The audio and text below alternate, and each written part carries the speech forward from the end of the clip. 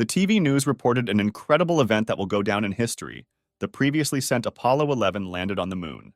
The screen showed a close-up of the one-man crew slowly descending to the lunar surface, step by step. These steps marked the beginning of a new era in human history. People have a hero who left the first traces in such an unknown space as space. A man-made robot with artificial intelligence has been announced as the first astronaut to reach the moon.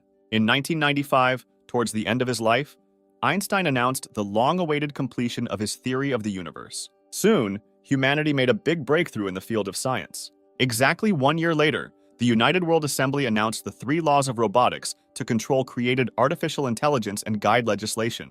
Gradually, the need for human workers began to disappear, and they were replaced by robots. Sometime later, almost 80% of the population no longer needed work. In 1997, after many major scientific advances, the world economy entered a golden age. The tractor dumped all the garbage into one large pile, which could indicate that someone's home had been here some time ago. Our hero was fond of drawing and did not miss the opportunity to capture everything that caught his attention. And now he was watching the tractor in action, sitting a little away from it and sketching all the details. While drawing, Sam didn't notice how quickly time was passing around him. Suddenly, a large doll-like object flew into the pile of garbage. This caught the hero's attention, causing him to flinch in surprise. Taking a closer look, he realized that it was a broken robot. The next moment, an idea came to him. At the same time, in her laboratory, the woman was studying the news about a new virus that was sweeping all sectors of the world. One clear symptom of this virus was coughing up blood. Suddenly, the door to the room opened and her grandson's voice reached her. Looking up from the screen, Louise turned to the boy, asking what had happened. Sam said with a happy smile that he had found something amazing. Louise, not understanding what caused such a violent reaction from the guy, asked what exactly he found.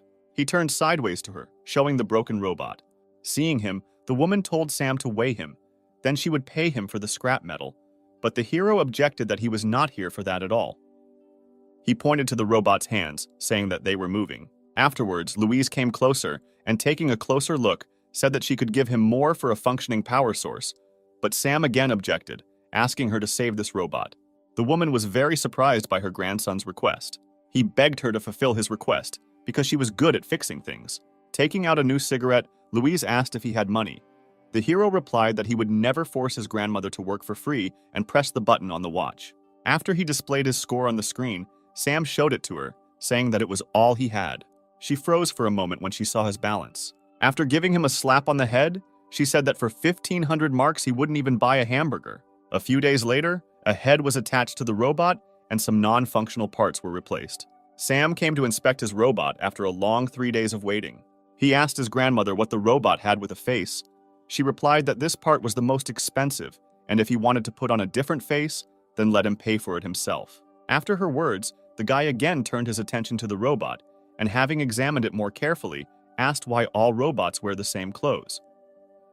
Louise replied that this is required by law in order to distinguish them from people. Suddenly, the robot's eyes began to glow. A couple of moments later, the robot girl began to slowly rise, which made our hero very happy. After looking around, the robot asked where she was, because she was sure that they had gotten rid of her earlier.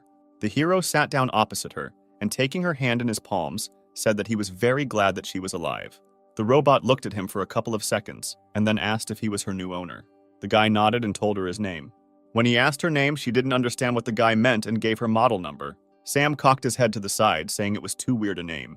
Then he looked around. On the table, the hero noticed a package of chocolate. The next moment, he snapped his fingers, screaming that this was perfect. Then he turned to the robot and said that from now on he would call her Jane. Louise said that her work is finished, and now the guy can take the robot and leave, because she has a lot of work left. After thanking her, the hero headed for the exit, saying that next time he will have enough money to buy a new face for Jane. The woman stood without turning around all this time, waiting until the door slammed on the other side. When Sam left, a suppressed cough broke out.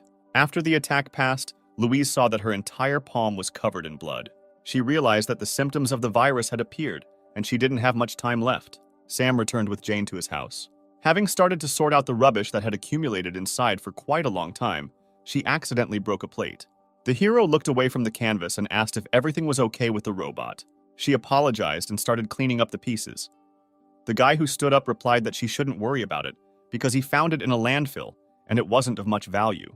Having settled down next to her, Sam began to help her, and in the process asked Jane to call him something else, and not master. She didn't have time to answer anything when she accidentally touched a mountain of rubbish behind her, after which everything fell to the floor. Sam just screamed that it was amazing.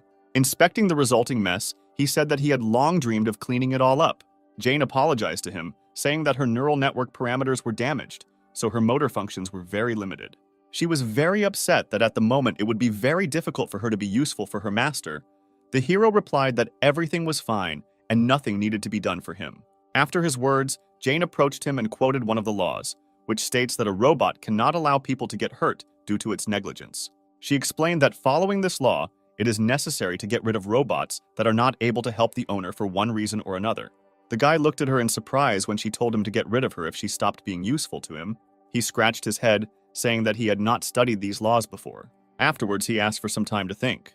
A few minutes later, he got a great idea. The hero said that he wants to see Jane smile.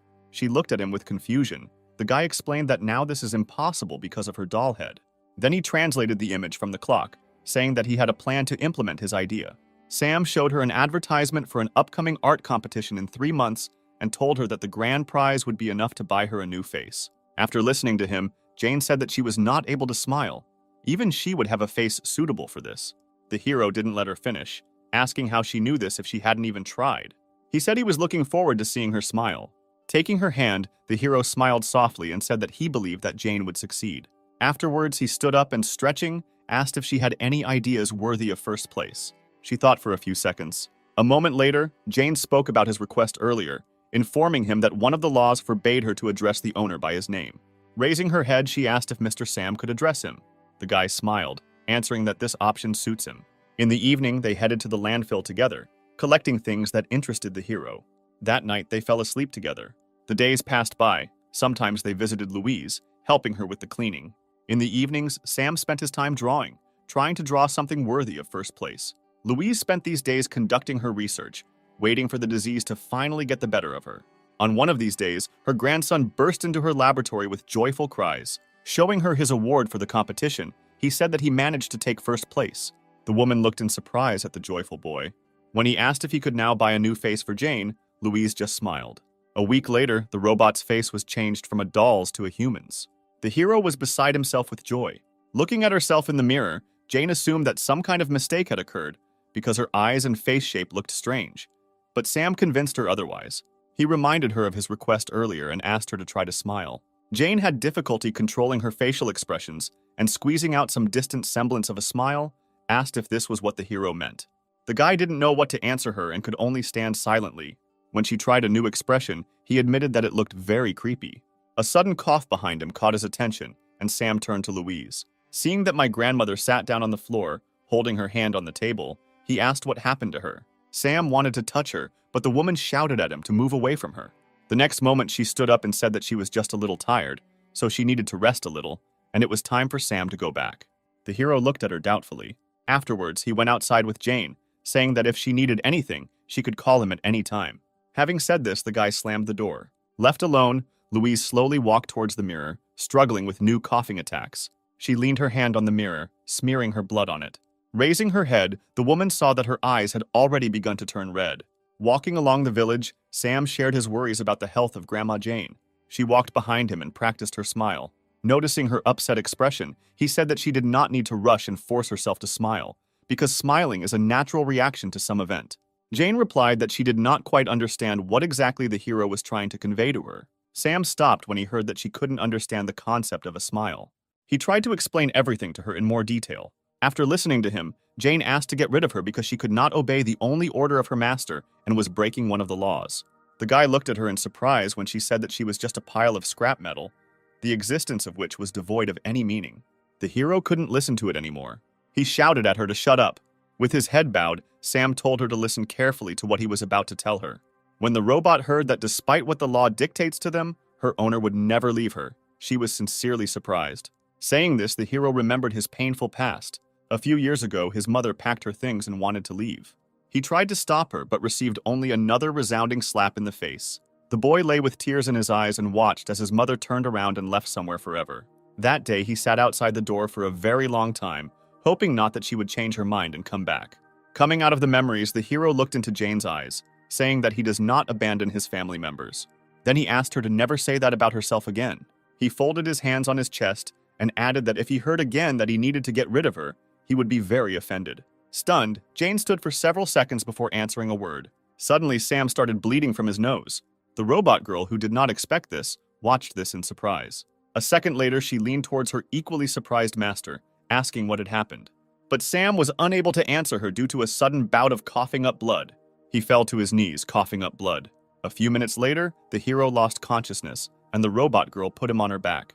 She activated navigation mode to find the nearest hospital. A couple of seconds later, Jane received the necessary data and immediately headed in the indicated direction. Suddenly, something caught her attention.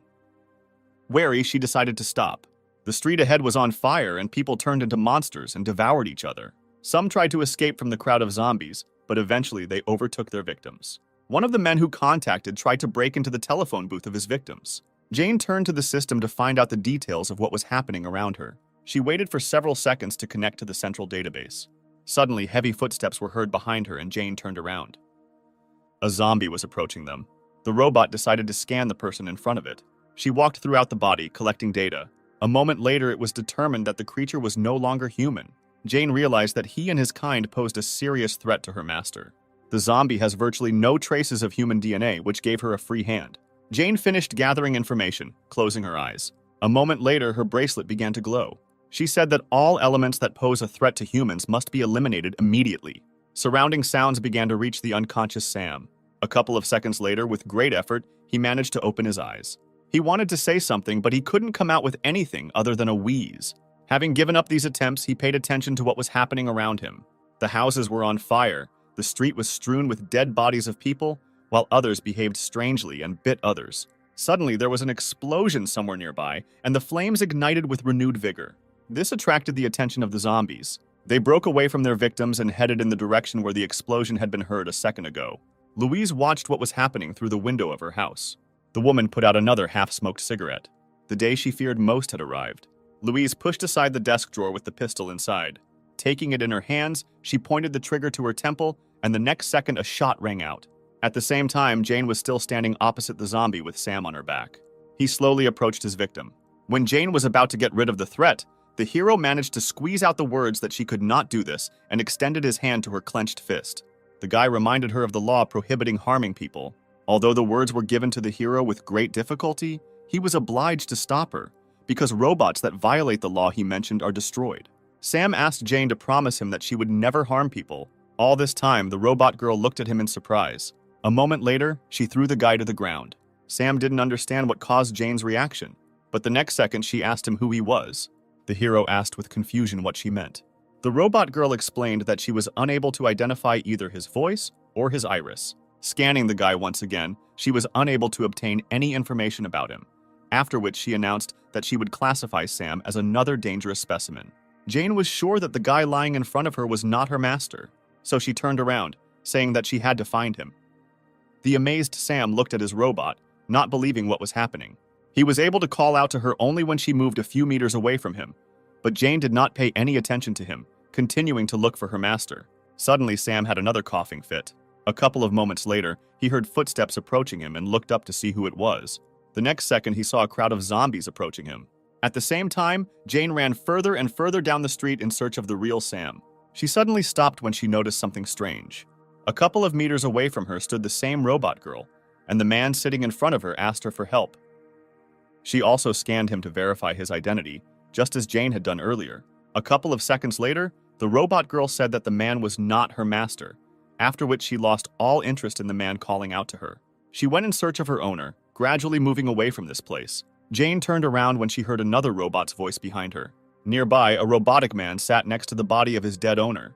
Closing her eyes, he said that, following the law to ensure the confidentiality of the owner in the event of death, all data on the robot must be deleted. Within a few seconds, automatic erasure of all data will begin.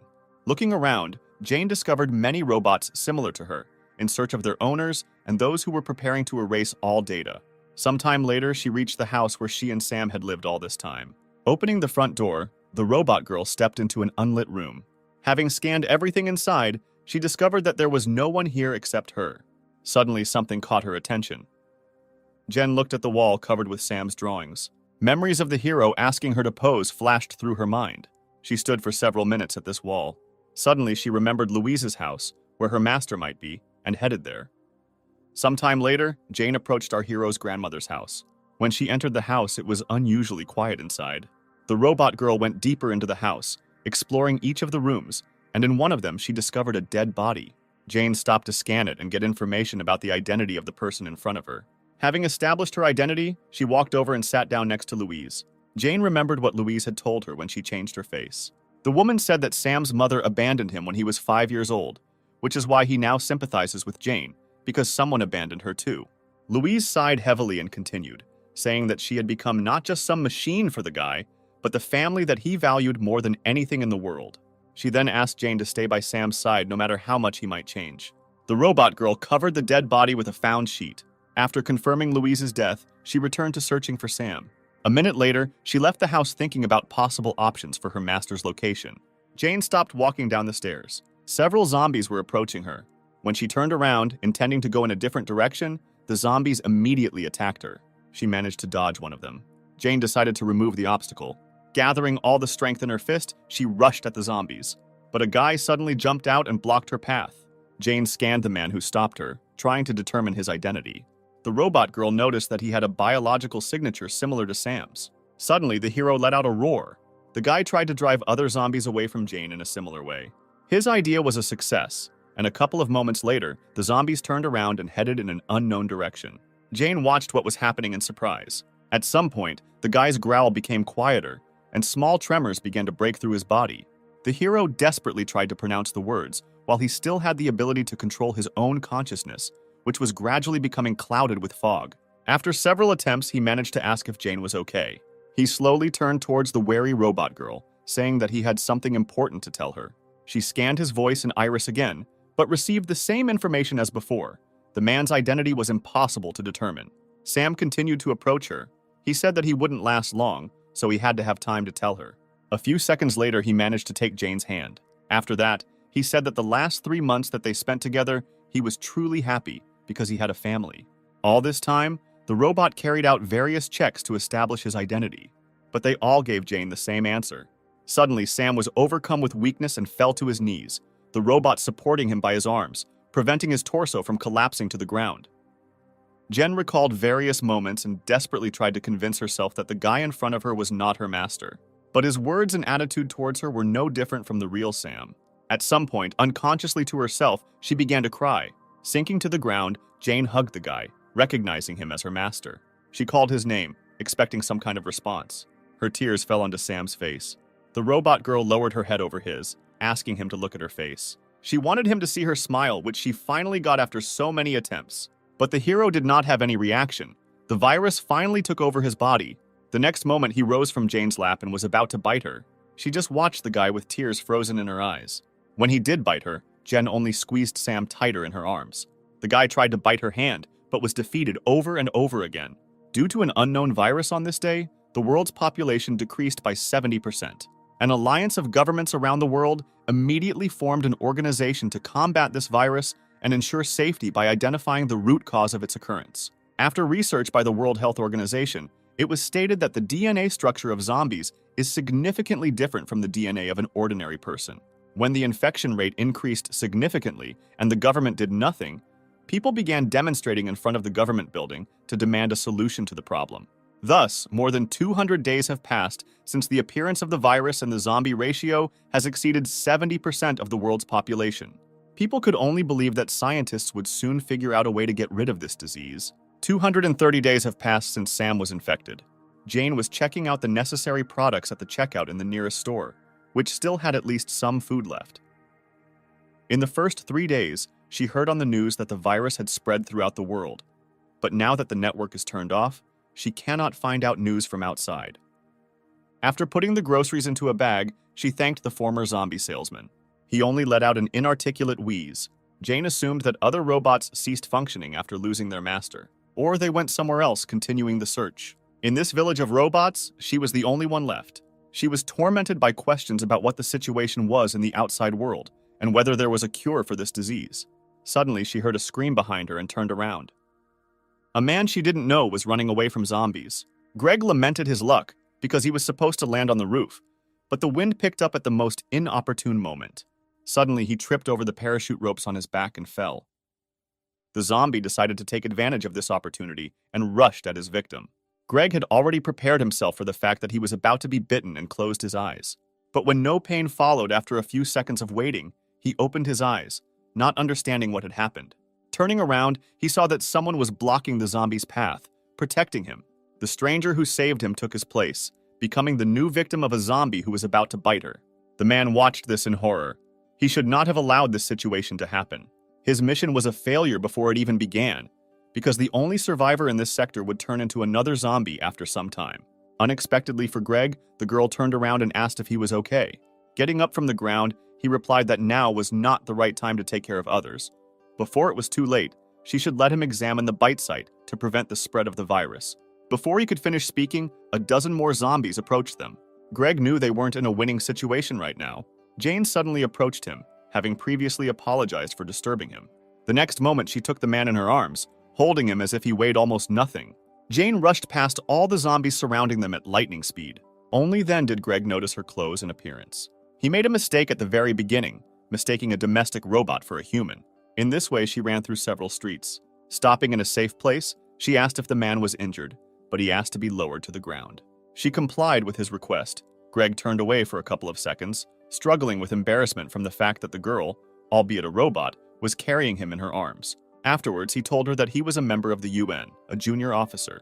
Jane replied that she was pleased to meet him and also introduced herself. Greg said that they spotted a survivor in the sector from satellite imagery, and that's why he was sent here to help him, and then asked if she knew anything about it. Jane apologized and replied that she did not understand his question. From what he had seen earlier, there were quite a lot of people around. The robot girl began asking a lot of clarifying questions, making the man regret the question he asked earlier. He stopped her, asking her to just take him to her master. When Jane agreed to his request, Greg breathed a sigh of relief. He knew that robots could not recognize zombies as their master.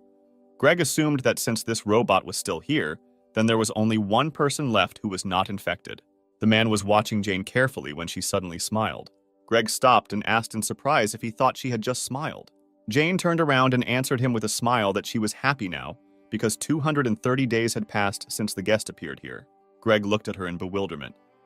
He was sure that robots could not smile, much less experience any emotions. A few minutes later, they arrived at Sam's house.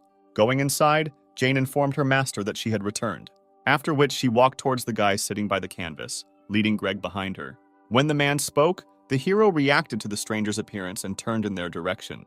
Seeing his face, Greg took a step back in horror. At the same moment, Sam rushed at him. Jane grabbed the guy by the torso, preventing him from attacking the man. She said that this man came here to help them, but the guy did not react to her words, trying to escape from her grip. Greg grabbed the weapon, pointing it at Sam. The man did not understand what this robot was doing. He asked if her original plan was to lure him here and make him zombie food. Jane replied that she understood why he thought this way and asked him to calm down and listen to her. But Greg was not going to listen to her any further and interrupted and said that he would kill this zombie. After his words, Sam's gaze changed. Jane asked that they listen to her first and said that her master would not do anything bad to Greg. Sam understands what she is saying. The man objected that this could not be true. The robot girl reminded him of one of the laws, which clearly states that robots cannot lie to people in any situation. Afterwards, she slowly let the guy go, saying that he would no longer attack. The man watched in surprise as Sam actually stopped trying to attack and just stood there while small tremors ran through his body. A moment later, the guy looked at the man calmly. Confused, Greg hesitantly lowered the gun. A few hours later, the sky began to take on the pink hues of sunset. Happy Jane was setting the table. Greg felt awkward having dinner with the zombie sitting opposite him, who was watching the man with interest. At one point, he turned to Jane, saying that he had never seen a zombie understand someone's words before.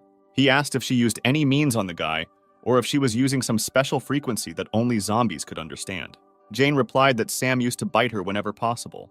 He also could not eat normal food and constantly threw everything around, making a mess. She was reassured by the fact that those infected did not die or become weaker, even if they did not eat. But one day she noticed something strange. Her master began to eat living creatures like rats. Because of his illness, he became more violent, and Jane did not know how to care for him in this condition. But after 3 months, the violent actions decreased, and he gradually began to understand her words. Now Sam can understand simple communication. Stretching out her hands to him, she said that at the moment, she herself did not know why her master's condition was gradually improving. Hugging him, Jane said that she believed that this virus could be destroyed and the affected people healed. Greg listened in amazement to the robot girl's story. She was silent for a couple of seconds, after which she looked up at him, in which some hope was read. This was the first time the man had heard of someone believing that this was just a disease from which one could be cured. He tried to understand the reason why this robot perceives zombies as people. Suddenly, she asked if she could ask Greg one question. Having received his approving nod, Jane asked what the situation was in the outside world. The man replied that the situation outside has not changed much. The number of zombies is constantly increasing. Although scientists are conducting an in-depth study of the virus, they have not been able to make any progress in anything. He said that the government is inactive, and now everyone understands that they are in a hopeless situation, and such a thing as hope has long left them. Jane listened to his story in horror. After a short pause, Greg continued, saying that this was exactly the situation a month ago. But now everything is different. The government has finally presented a plan that can help solve the current situation. Rising from the table, the man said that he couldn't share much at the moment. The only thing he was sure of and what he could promise her was that within 6 months, they would be able to deal with the virus and put an end to it all. He then sat down next to Sam, saying that he was a special case. The man was not sure whether the boy could be healed, but if Jane sent him to a medical laboratory, then there she would definitely be able to get a definite answer. Opening the front door, he promised that as soon as he returned, he would send a rescue team here, so they would only have to wait a little. After his words, Jane bowed, thanking him for his help. When Greg got outside, it was already deep night. Taking out the photo, he was disappointed that there was no survivor here after all. And the one spotted from the satellite turned out to be an ordinary household robot capable of smiling. The current situation might even seem funny to him if it weren't so serious. The call he received distracted him from his thoughts. When Greg answered the call, he was asked to report on the situation. He said that as a result of searches in this sector, no survivors were found. The image they received from the satellite belonged to a domestic robot. At the same time, Jane tried to wash Sam, who tried to resist her, but she smiled and tried to explain to him the importance of this process. Looking up from the report, Greg noticed someone approaching from the side. Noticing his target, the zombie attacked him, but the man reacted faster, and the next moment he shot at the zombie. As he approached, he shot several more times at the dead body. Greg thought for a couple of seconds, remembering today's events. After stepping on the dead zombie's head, he said that there was no more important information worth sharing. The man concluded his report by saying that there was only a defective robot that mistakes zombies for people. After listening to him, the officer said that in this case, they could count it as a violation of the law on robot vagrancy. Then he said that the punitive detachment was currently carrying out a cleanup operation 500 kilometers from this sector. They will immediately be given an order to destroy all monsters in Greg's sector. A couple of moments later, they contacted the commander of the punitive squad, providing the coordinates. Unsuspecting Jane and Sam were enjoying their time in the bathroom. The next morning, the punitive detachment moved towards its next target. At the same time, Sam was scratching the wall with a stationary knife. Jane, who was cleaning, looked at him excitedly. The hero didn't pay attention to anything, carefully applying new scratches to the wall. At some point, Jane approached him and took the knife, asking him to be careful. When the knife was in her hands, the robot girl decided to pay attention to the wall. Raising her eyes, she froze in amazement for several seconds. Sam scratched her picture on the wall. She turned her gaze to the guy and joyfully asked him if he portrayed her. The hero nodded his head, confirming her guess. Jane looked at the image again with delight. Sometime later, she went to the store. While choosing various objects to draw, the robot girl beamed with happiness because her master had shown interest in something for the first time. It seemed to her that the damaged parts of the brain were beginning to recover, and the disease began to gradually recede. That is why, for the first time, she felt that she was flying home on the wings of happiness. She covered most of the distance by making long jumps. A sudden sound caught her attention. Raising her head up, Jane saw several planes flying past. She thought that this was the same rescue unit that Greg had told her about. But a moment later, scanning the passing plane, she realized that something was wrong. This model is clearly not used as a rescue aircraft. Her eyes widened in surprise as the realization dawned on Jane that they were being used for bombing. A couple of seconds later, the village was attacked and terrifying explosions were heard everywhere. Zombies burned alive in the flames that engulfed everything around them. Jane was thrown aside by the force of the explosion. She hit her face and fell to the ground. Slowly rising, the robot requested access to the database, trying to find out at least something about what was happening now. Sudden gunshots and zombie screams caught her attention, forcing her to turn around. What she saw made her freeze for several moments. Armed robots emerged from the raging flames. Jane recognized the model immediately. These robots have been manufactured for 12 years for the most dangerous military operations. She didn't understand why military robots were sent here, because there were only sick people here. Suddenly, they opened fire. The robots got rid of the zombies without any delay. Jane was confused, because earlier she had been informed about the arrival of a rescue squad, but not a punitive one. She began to analyze all the data she had received since Greg arrived with them. His words about salvation turned out to be a lie. Jane also remembered that the man was collecting information about possible survivors here. She realized what exactly it was. That same countermeasure in relation to solving the problem with the virus. Greg meant by this the complete destruction of the source of infection. Jane realized that her master was in danger. A couple of minutes later, she was approaching their house. Noticing the broken door, her excitement intensified. A moment later, she noticed someone else's footprints left at the front door. Jane ran into the house, hoping Sam wasn't hurt. However, as soon as she was inside, she saw a military robot with a pistol in his hands. Looking at Sam standing against the wall, Jane was convinced that he was alive and unharmed. Then she turned her gaze to the military robot. It was obvious that she had no chance of winning if she went into battle with him. But even realizing this, Jane was obliged to protect her master. The robot girl attacked the enemy, striking him in the head. At the very last moment, the military robot reacted and grabbed her wrist. For a couple of seconds, Jane was grabbed and hung in the air. It took the military robot a couple of moments to identify the model of the robot that attacked him, after which he said that, following the laws, the robotic home must be eliminated.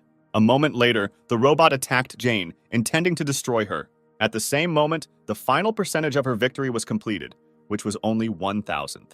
As she fell to the floor, she noticed the frightened expression on Sam's face. Even if her body is torn to pieces, she must protect it.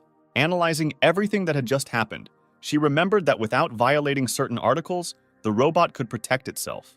At the moment when Jane attacked the military robot, the third section was applied to her. Therefore, her opponent will not rest until she is completely destroyed.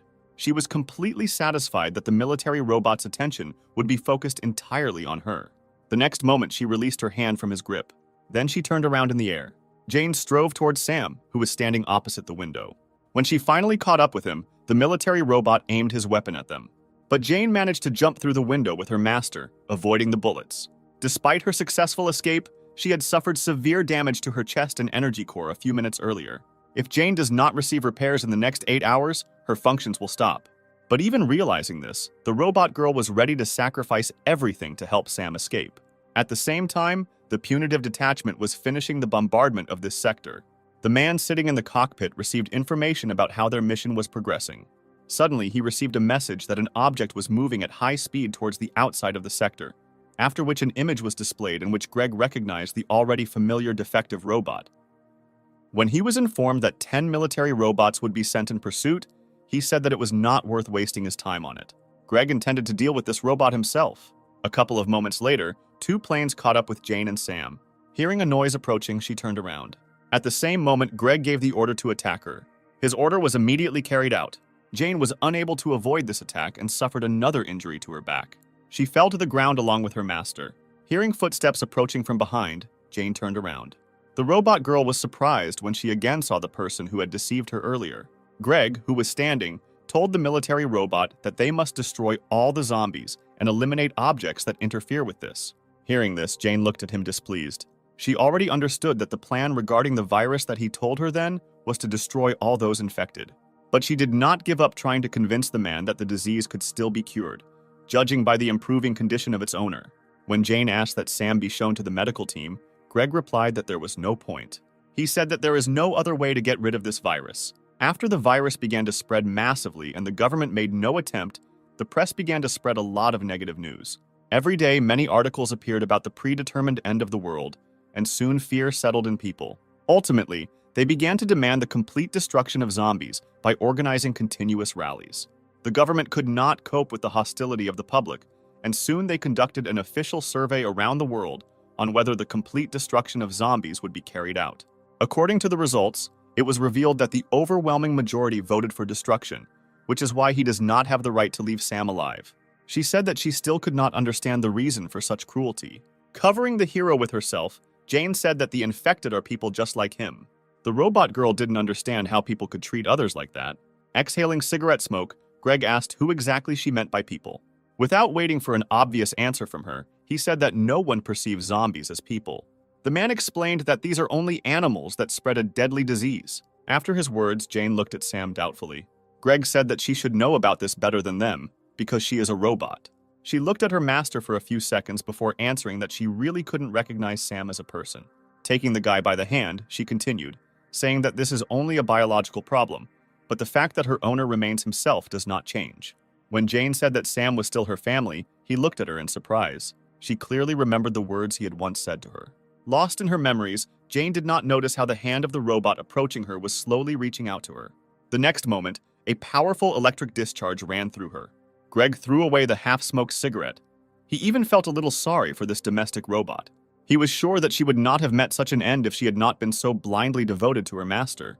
It was just a false emotion that was put into her. Afterwards, he ordered the robots to continue the further operation. Having given instructions, the man turned around, heading towards his plane. The remaining military robot threw Jane's immobilized body aside and stood in front of Sam, pistol in hand. He aimed the weapon at the guy's head, intending to get rid of him, but he began to try to say something. The hero reached out to Jane, who was lying a couple of steps away from him, but she did not show any signs of life. At the same time, Jane's mind flashed back to Layla telling her to remain family to Sam, no matter how much he would change in the future. She expected that they would face many difficulties in the future. That is why Layla gave her a special power with which Jane had to protect Sam. A few moments later, the robot girl received a notification that the update download was complete. After that, her body rose up and she was engulfed in a golden glow. This caught the attention of Greg, who had already decided that he was done with her. He barely had time to turn around when half the body of a military robot appeared at his feet. Jane managed to deal with the robot that attacked her in the blink of an eye. The stunned man stood there, trying to comprehend what exactly had just happened. The robot girl decided for herself that from now on, anyone who poses a threat to her master must be destroyed. The hero himself looked at her in surprise. The military robots took up a defensive position, holding their weapons at the ready. Jane came to Sam's defense. Greg didn't understand how this was even possible, because just a minute ago she had been taken out of action. Looking at the robot lying in front of him, many questions appeared in his head one after another. Meanwhile, Jane unfastened one of the buttons on her suit. After the mechanism was activated, a protective dome surrounded the guy. When Sam began to panic, not understanding what had happened, she explained that this dome was intended to protect him, and he just needed to wait a little while she dealt with the enemies. Greg ordered the military robots to destroy Jane as quickly as possible, but not even a couple of seconds had passed before their heads were blown off. The shocked man did not even have time to understand what happened. Turning around, he saw Jane standing with the head of one of the military robots in her hand. He was amazed at her speed. Coming to his senses, he asked how this was possible. He couldn't understand how an ordinary robot got so many fighting skills, but she ignored his question, turning in the opposite direction. Then she ran in an unknown direction. According to the data that Jane received, it was established that there were several more squads of military zombies in the center. They have already destroyed almost half of the infected, and they have enough chances to become a threat to its owner. Jane was determined to incapacitate each of them. At some point, the military robot sensed someone approaching from behind and turned around. Jane blew off the head of one of them before the robots had time to react and began to attack her. The next moment, she knocked out another one with a kick. One military robot hid among the ruins and aimed at Jane from a safe distance. A moment later, there was a deafening explosion. The robot was confident that it had gotten rid of its target. Contrary to his expectations, Jane was already above him. She landed directly on him, thereby destroying the enemy's body. Greg at this time received endless messages about losses. He was shocked that an entire battalion was destroyed in 10 minutes by just one faulty house robot. Having gotten rid of all the military robots, Jane headed back to him. Greg commanded that the hangar administrator module be launched. The military, who had set up a camp nearby, received a message from their commander and unlocked hangar number 6. A robot of impressive size appeared from behind the open door, after which he was given an order to eliminate his target. Meanwhile, Jane rushed back to her master. Greg panicked when he noticed her approach. He shouted for the sent robot to hurry up. A couple of moments later, Jane's path was blocked by a new enemy. The man was glad that this robot arrived on time. Even if it is shameful for a robot of his level to fight with some domestic robot, but with his combat power, Greg will be able to get rid of Jane. At the same time, she studied the enemy, trying to discover weak points. The next moment, Jane struck him with a blow that caused his body to shatter into pieces. Greg was once again shocked by what happened. Not believing his eyes, he looked at what was left of the body of his best combat robot. He was brought out of his stupor by Jane's words that her mission was over and 116 robots had been eliminated. Now the man was looking at her in horror. When she started to approach, he shouted at her not to come near him. But seeing that Jane was not reacting to his words, he grabbed the gun. The next moment, Greg pointed the gun at Sam, hoping it would make her stop. But when this action had no effect, he voiced his intention to shoot the guy in the head. Jane just frowned, getting closer and closer with every step. Ultimately, Greg did shoot. But the barrier surrounding Sam did not allow the bullet to reach the guy, and the bullet flew in the opposite direction. The man was unable to dodge, and the bullet went through his thigh. Jane approached her master to remove the barrier. After turning to Greg, who was crumpled in pain, saying that people are afraid of the disease and abandon their fellow men. But she did not intend to act like them and would never give up her family. Turning around, Jane finally said that until the very end, she would look for a way to cure this disease, after which she headed off with Sam in an unknown direction, leaving Greg alone. Looking at the retreating backs, he felt that he was obliged to urgently inform his superiors about everything that had happened here today. A few hours later, Jane and Sam were at the grave. The robot girl thanked Louise for installing a system with which Jane managed to protect her master. She told her that she was going on a trip with Sam. Holding her gaze on the carved name, she continued, saying that they could no longer rely on outside help. Jane will look for a cure for Sam and will definitely cure him. When this happens, they will return here again. So she asked Louise to wait a little longer for them. Then they slowly set off. Along the way, Jane shared that she was thrilled to be traveling with her master for the first time and asked if he felt the same. Sam answered her, trying to express the same emotions. At that moment, she thought about Greg's first reaction when he first saw Sam. He was greatly surprised when he learned that her master was able to understand words. Greg wasn't lying when he said Sam was a special case. According to the data received, she knew that any type of virus accounts for another 1% of all humanity, and it is this 1% that has antibodies to the disease. Jane suggested that Sam was one of these people, and that in the future, he would become an important key in finding a cure. That is why their first task was to find the right person to confirm the presence of antibodies in her master. Suddenly, there was a noise from an airplane above them. Surprised, Jane immediately stopped. The discovery of an escaped zombie and a robot was reported. Jane managed to put a barrier around Sam while she fought the enemies. The robot girl was ready to challenge the whole world to protect her master. 15 days have passed since they left the village. Jane was surprised to find a barricade and they stopped a few meters away from it. It must have taken a lot of time to build something like that, and it was the question of when they managed to do it that haunted her. After scanning the area, Jane learned the location of defensive artillery structures, which are designed to block further advance of the infected. If they got too close to them, it wouldn't end well, so she decided they should go somewhere else. Looking at the sky, Jane assumed that it would start raining soon and they should hurry. A moment later, confirming her thought, the first drop fell from the sky. When they reached the nearest town, it was already pouring rain. Jane covered Sam with rain the whole way, but the rain was too heavy and the umbrella could do little to help them. Leaning over, she told her master that he didn't have to worry, and they would definitely find a place where they could wait out the rain. The guy was pointing his finger somewhere, trying to tell her something. Looking where Sam was pointing, Jane noticed the light of a lantern in one of the houses. She approached and knocked on the glass, asking if anyone was there. But instead of answering, the barrel of a gun appeared from behind the broken glass. A red-haired girl appeared and asked who the uninvited guests were. Jane said that she is a domestic robot and the girl need not be afraid of them. The owner of the gun was surprised that there were still robots in the area. Jane replied that she and her master were currently in the middle of a journey and saw a light here while passing by. When the hero raised his head, Maria drew attention to his eyes and pointed the gun at him. She asked Jane why she was dragging zombies around with her. The robot girl covered Sam with herself, answering that he was safe for others and did not attack anyone. But Maria fired a bullet at Jane, not allowing her to finish. She warned that if they came closer, she would definitely shoot again. Finally, the girl advised to get rid of this zombie as soon as possible. After her words, Jane's gaze filled with sadness. Sam was worried about her and reached out with his hand to the injured forehead of his only family member. Smiling, she said that she was fine and that this damage would be repaired automatically within 10 minutes. Moving away from this house, Jane took a last look at it. She had the opportunity to personally verify that people were really very afraid of the infected, but she could not leave everything as it was.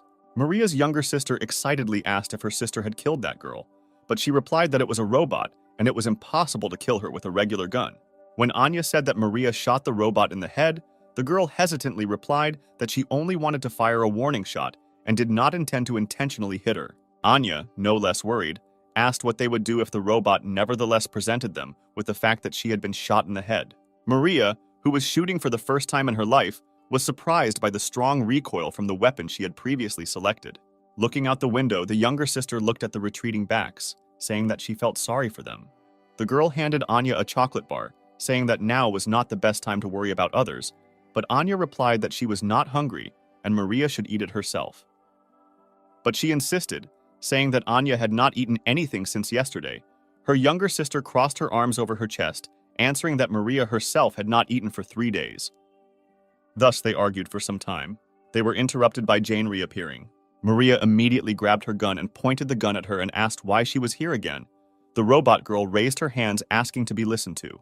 After that, she picked up a large box of food, saying that she couldn't pass by and decided to help them by collecting some food from the nearby market. Seeing this, the sisters could no longer think about anything other than the food in front of them.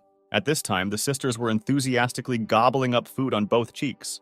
Anya thanked Jane with tears in her eyes, saying that they had not been able to eat properly for several days. She smiled and replied that there was still a lot of food left, and if they wanted something else, they could say so at any time. Drawing attention to Sam, who was standing with his back to them, the girl asked why he did not eat with them. Jane replied that he was sick and could not eat normal food at the moment. Frowning, Maria asked if she was planning to fatten them up so that she could later feed them to her master. Jane assured her that this was not the case. Anya did not take her interested gaze off Sam. She walked over and touched his back, getting his attention. A couple of seconds later, the surprised hero turned to her.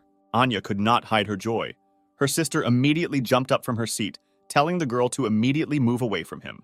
But she ignored her and, shaking Sam's hand, offered friendship. The guy hummed uncertainly. Alarmed, Maria repeated her request again, but in a more insistent voice. Dissatisfied, Anya turned to her sister, reminding her that Sam was not dangerous, then asked him if he would eat her. He shook his head negatively. The girl smiled happily, saying that he was friendly. Maria could hardly contain her emotions when her sister suggested how nice it would be if other zombies were like Sam and their mother remained alive. At dawn, the rain finally stopped.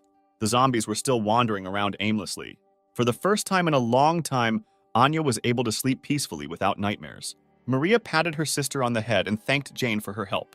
Smiling, she replied that she was also grateful to them, because it was the first time that her master looked like his former self.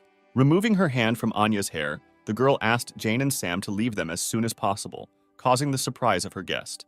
Taking a photo from the shelf, Maria explained that she was very worried about Sam being a zombie. She said that 2 months ago their neighbor also became infected. Ultimately, their mother died. One morning, the woman left the house to find food for them. But not even a couple of minutes had passed before zombies surrounded her and ate her alive. Maria watched this with tears in her eyes. She could not even go out to help her mother. Clutching the photo to herself, the girl said that Anya was sleeping at that time and did not see that tragic scene. But Maria could not cope with her hatred of zombies. Then she repeated her request that they leave this house. Bowing her head, Jane replied that being a robot, she had no right to refuse a person. But before leaving, she asked Maria if she would like to listen to some interesting information. The interested girl asked what exactly the robot wanted to tell her. Jane said that if they went west, about 20 kilometers from here, they could find a barricade built by people, and there Maria and her sister could get help. She also said that she could take them there. It was difficult for the girl to believe her words. She replied that everything outside was crowded with zombies, and they would not be able to overcome such a long distance in such a situation. Jane just smiled, saying that she already had everything she needed to get to that place. Zombies wandered along one of the streets of the city, hoping to find a new victim. A sudden sound caught their attention and made them turn around. A moment later, a truck drove past them. Maria, clutching her sister in her arms, shouted at Jane to drive at a slower speed. But she replied that they should hold on even tighter, because she intended to increase the speed. Thus, the truck rushed through numerous streets. Maria asked if everything would really be fine. Jane told her that she had calculated everything and there was no reason to worry. The robot girl turned to her and smiled, asking her to trust her. Suddenly, Maria pointed in front of her and shouted for Jane to look ahead. A lot of zombies were moving towards the truck. Jane told everyone to hold tight. The next moment, the truck increased its speed. The sisters, not used to this, screamed in horror. They rushed through the crowd of zombies with lightning speed. The zombies did not have time to react to the truck flying past them. Thus, they left there unharmed. Anya looked at Jane with admiration, saying that she drives a car very cool. Sometime later, they left the city. What Jane saw the next moment made her wary. The highway was strewn with cars that had driven into each other, with zombies wandering among them. Jane analyzed the situation and realized that there was not enough space on the road for them to pass safely. Maria told the robot girl to step on the gas and drive without stopping. She had no intention of sparing the monsters that ate people. Seeing that Jane was not reacting to her words, Maria ordered her to shoot down everyone who got in the way of the zombies. She did not move for a couple of seconds, wondering whether to carry out this order. Then she pressed the gas pedal. The truck was heading straight towards a crowd of zombies. Maria, overcome with rage, screamed for Jane to kill them all. But suddenly the truck changed its direction, turning to the side. A moment later, they broke through the guardrail, driving off the highway. The frightened sisters screamed in horror. Jane moved along the lumpy surface, leading them further away from the zombies. Dissatisfied, Maria asked why she did not follow her order. Apologizing, the robot girl replied that she could not follow orders that violated established laws. She recalled that according to the first article of the first law, robots cannot harm humans. When Maria objected that zombies were no longer people, Jane replied that no matter how much they had changed, to her, they were still people who needed help. Jane understood that the girl held a grudge against the infected people, but they were not to blame for being exposed to this disease. These people were only victims of one accident. After her words, Maria's gaze filled with rage again. The girl was angry that Jane had written off everything as just a simple accident. At the same moment, the truck turned, entering the road leading past another town. Maria barely held back her tears and said that she could not come to terms with the fact that their mother died due to some accident. She reached out to Jane to get some answers from her about what had happened. But suddenly a zombie appeared in front of them, attracting their attention. Jane began to twist the steering wheel to avoid hitting the zombies. Suddenly, the truck ran over a huge rock. A moment later, he tilted dangerously, freezing near the zombie. But not even a couple of seconds had passed before the truck turned over with a terrible roar and fell on its side. Those sitting inside were thrown aside. The zombies gradually began to surround the car, feeling their victims inside. When Maria opened her eyes, they saw through the glass many faces of monsters surrounding them. They did not give up their attempts to reach the victims. Assessing the situation, Jane asked the sisters to remain calm, but Maria interrupted her, saying that if she had followed her order, then this would not have happened. She doesn't care why these people became zombies. All that matters now is that they are monsters who eat other people. If they don't get rid of them, they will eventually become the same themselves. Sitting Sam back down, Jane replied that it was for this reason that she was looking for a cure for her master. Maria looked at her with confusion. The robot girl explained that if she manages to find a cure for this virus, then no one else will suffer. But Maria only laughed sadly, saying that these were just stupid hopes. Afterwards, Jane turned to her master with a request. She asked if he could protect the sisters for 8 minutes. Sam nodded his head affirmatively. After receiving his answer, Jane climbed out of the truck and rushed through the crowd. The zombies gathered at the entrance tried to get inside. Maria and Anya experienced real horror. The hero began to growl and push other zombies away. The girl was surprised that Sam was really trying to protect them. Suddenly, the truck began to rise. The girl screamed in fear again, and the surprised guy tried not to fall out of the front window. Jane managed to turn the truck over and lift it, thereby protecting her charges from the zombies. She shouted at Maria to fasten everyone's seatbelt. The girl, not understanding anything, sat looking around. Anya quickly came to her senses and fulfilled Jane's request, fastening Sam. The next moment, the truck was thrown over the top. Anya looked out the window in surprise. The truck hovered in the air, covering a long distance. Jane followed them along the ground. When the truck began to descend, she jumped up towards the truck. A few seconds later, Jane caught up with the truck. She supported the truck, softening its landing. The girls screamed in horror again, feeling that they were starting to fall. Having touched the ground, Jane tried to brake, still holding the truck. A few seconds later, she finally managed to stop. At the same time, behind the walls of the barricade, people did not stop monitoring the situation around them.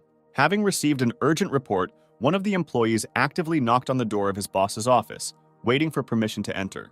A few moments later, the man gave permission to enter, without raising his head from the numerous documents that littered his desk.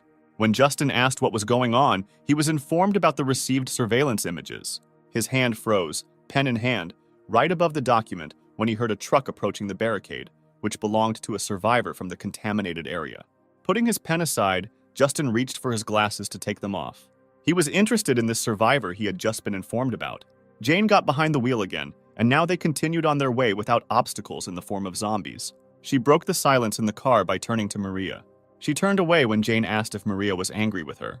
But then she turned around and replied that they all almost died, and Jane should have warned about what she was going to do. Anya interrupted her sister and smiled and said that she enjoyed it, as if they were riding a roller coaster. A few minutes later, a barricade finally appeared in front of them. Jane told her sisters that they were almost to the point where they could help them. When Anya pointed to the wall and asked what it was, Maria replied that it was the place where the soldiers were who could protect them. She said the days of sitting cooped up, afraid to go outside, and sharing leftover food would finally end. Anya looked at her sister with delight, asking if she could go to school now. The girl smiled and nodded, answering that now they can live the same way as before. Suddenly, they ran over something that made an unpleasant squeaking sound. The next moment, the sisters saw a bright light. The truck hit a mine and flew into the air. Trying to think of a way out of the situation, Jane knocked down the door on her side. She managed to get out of the truck, along with her master and two sisters, before the vehicle hit the ground. Jane landed on the ground, preventing her charges from getting hurt. Afterwards, she excitedly asked if everything was okay. Maria replied that she was fine. She was only hurt a little. The robot girl realized that they had run into a hidden mine. She looked around, scanning the area around her, and saw many mines located throughout the area. A sudden scream distracted her from further inspection. Maria, with tears in her eyes, bent over her unconscious sister, asking her to wake up. Seeing this, Jane ran up to them. The girl asked her what they should do now, but she asked Maria not to shake Anya and let her examine the wounds. Metal fragments reached the girl's stomach, making the situation much more dangerous. Turning towards the structure, Jane said that she would try to contact the people at the barricade, because there should be a doctor there. As soon as she said this, a bullet flew a centimeter away from her. After that, they were told through loudspeakers that they should all leave. If they dared to come closer, fire would be opened. Hearing this, Jane stood up, shielding her master and the girls. She asked not to shoot, because these people were survivors, and one of them needed the help of a doctor. She was told that this announcement was for temporary beings. Justin reported that a few months ago, one survivor had already been rescued, but in the end he was infected, and a couple of days later, an incident occurred that contributed to the rest of the surrounding areas being infected. It was from that day that the government established that all people in the affected areas would be marked as temporary beings, so now they have no right to let them in. Maria couldn't believe what she heard. She didn't want to believe that they had come such a long way in vain, risking their lives. She was filled with resentment, anger, and despair. Suddenly, she screamed for them to be let in, because it was too inhumane to do this to them. Observing this, Justin forbade calling anyone from the infected area survivors and treating them the same way they treat zombies. If they approached, it was ordered to open fire immediately. Suddenly, he was informed that a large number of zombies were approaching the barricade. Zombies flocked to the sound of an exploding mine that attracted them. It was established that they came from neighboring sectors. Justin immediately ordered everyone to take up fighting positions and be ready to fight. At the same time, Sam and Jane turned towards the approaching zombies. What was happening was completely beyond Jane's calculations. She could not believe that the soldiers would really leave them like that. Having regained her composure, she turned to Maria, saying that they needed to get out of here as soon as possible. In a quiet voice, the girl asked what would happen after they escaped from here. She had no idea where to go when zombies were roaming everywhere, and those who could help them refused to do so. Jane tried to calm her down, but the girl interrupted her, saying that everything they do is useless and they will all die in the end. The robot girl decided to bring her to her senses, reminding her of Anya's condition. If she does not receive help in time, she will definitely die. Hearing her name, the girl turned her head towards Jane, who was speaking. The zombie got dangerously close to her, but she did not notice this, expecting at least some reaction from Maria to her words. When two more zombies appeared behind her, Sam ran up to Jane, pushing them back. The robot girl shouted to Maria that she and her master would detain the zombies, so she should take her sister and run. Anya's eyes gradually lost their shine, but she looked at only one point. Suddenly, she asked her sister to turn around and look ahead. Maria hesitantly turned her head, looking where her sister was looking. The next moment, she froze in shock. Among the crowd of zombies, the girl saw her mother. Maria could not believe that in front of her was really her mother, who died before her eyes on that ill-fated day. The sisters froze, looking only at the figure approaching them. Suddenly, Anya smiled, saying that their mother had finally returned to pick them up. Overjoyed, the girl slowly rose to her feet. Maria came to her senses only when her sister headed towards the zombies. She screamed, trying to stop her, but Anya did not hear her and slowly walked into the deadly arms of her mother. She was really happy to see her mother, whom she had missed so much all this time. The girl did not see her as a threat until recently, even when the woman bared her sharpened teeth, leaning towards her neck. Maria screamed with all her might for her sister to leave there, realizing the danger looming over her. But it was too late, because the next moment their mother's teeth closed on Anya's neck, digging deep into her body. Seeing this, Maria, overcome with horror, jumped up from her seat and ran to her sister. At this moment, Jane turned her attention away from the zombie, looking back towards her sisters. She saw several more zombies approaching Anna. Jane immediately rushed to the girl's aid.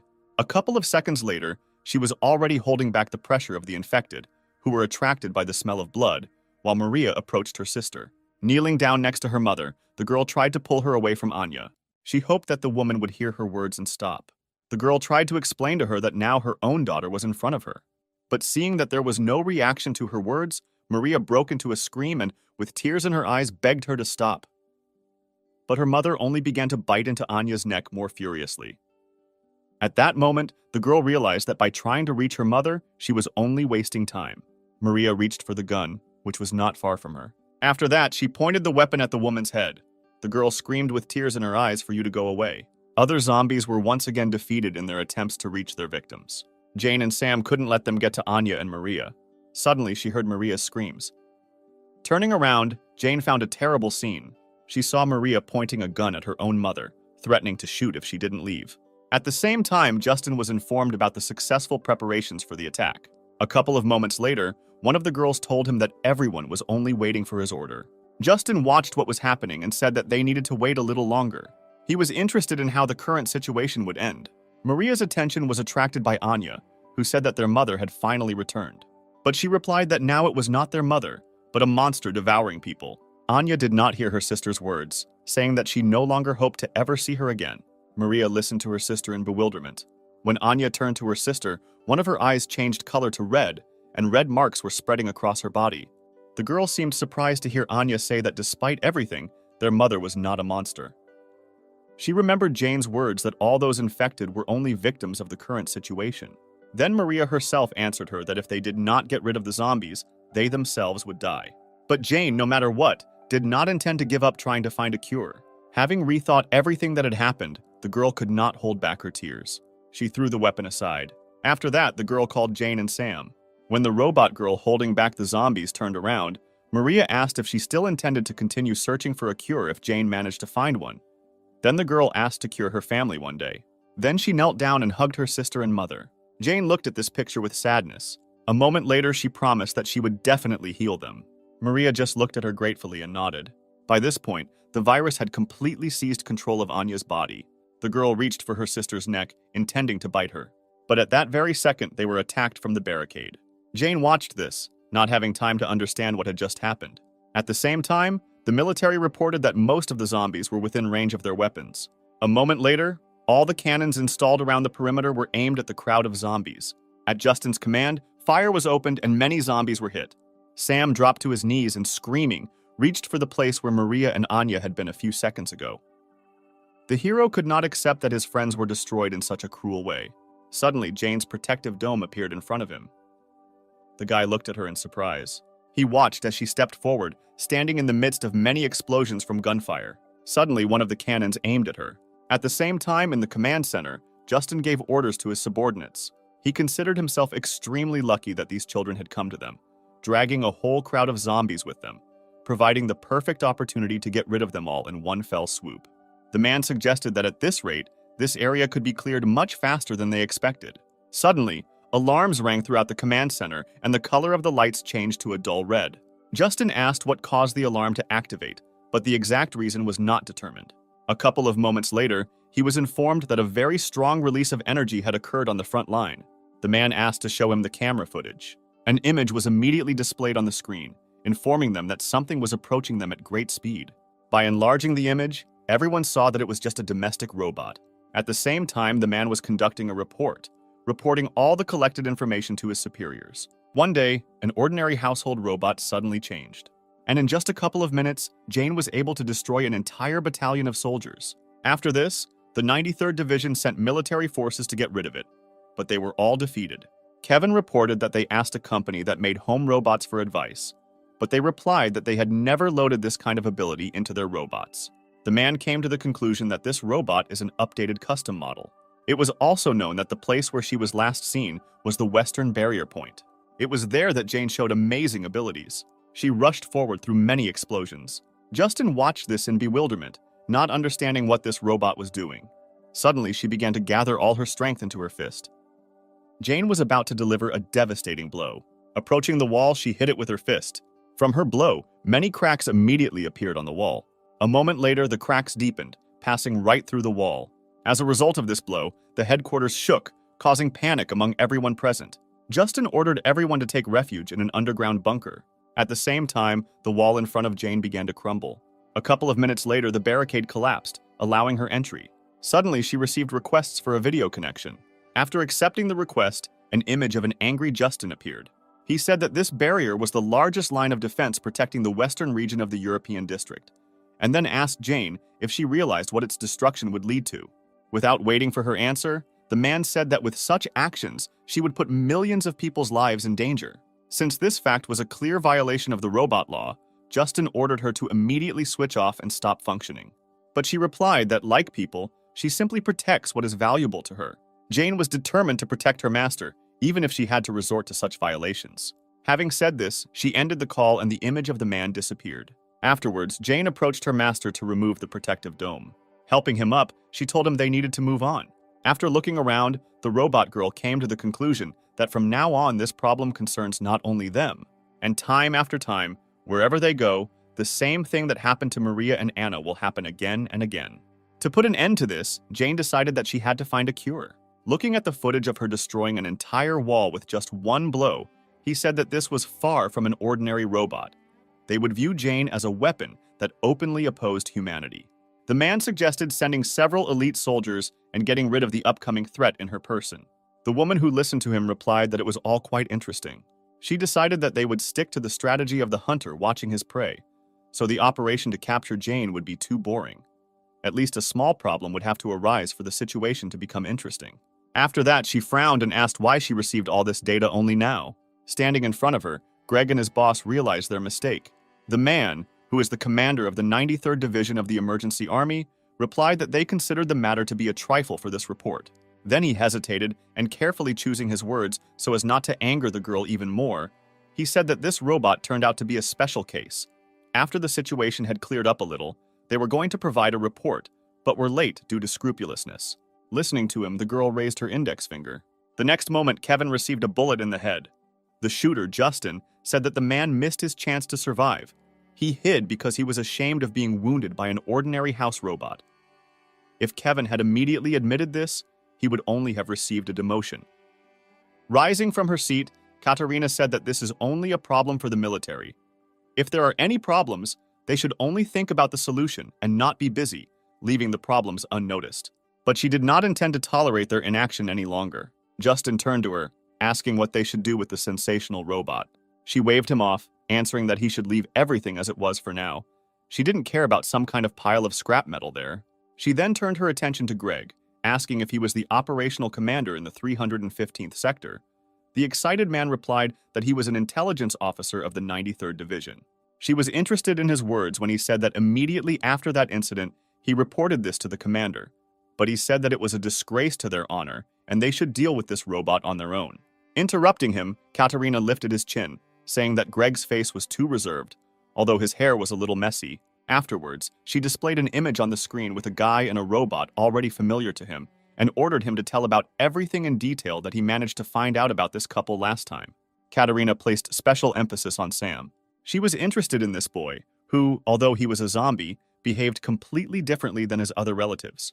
After many days, Jane continued to search for information about a medicine that could cure the infected. But no matter how much she searched, the information she needed related to this virus was nowhere to be found. One day she found one of the articles, the content of which she found difficult to believe. Currently, he and Sam were moving through the forest to their next destination. Jane helped wash her master, but he, as usual, actively resisted this process.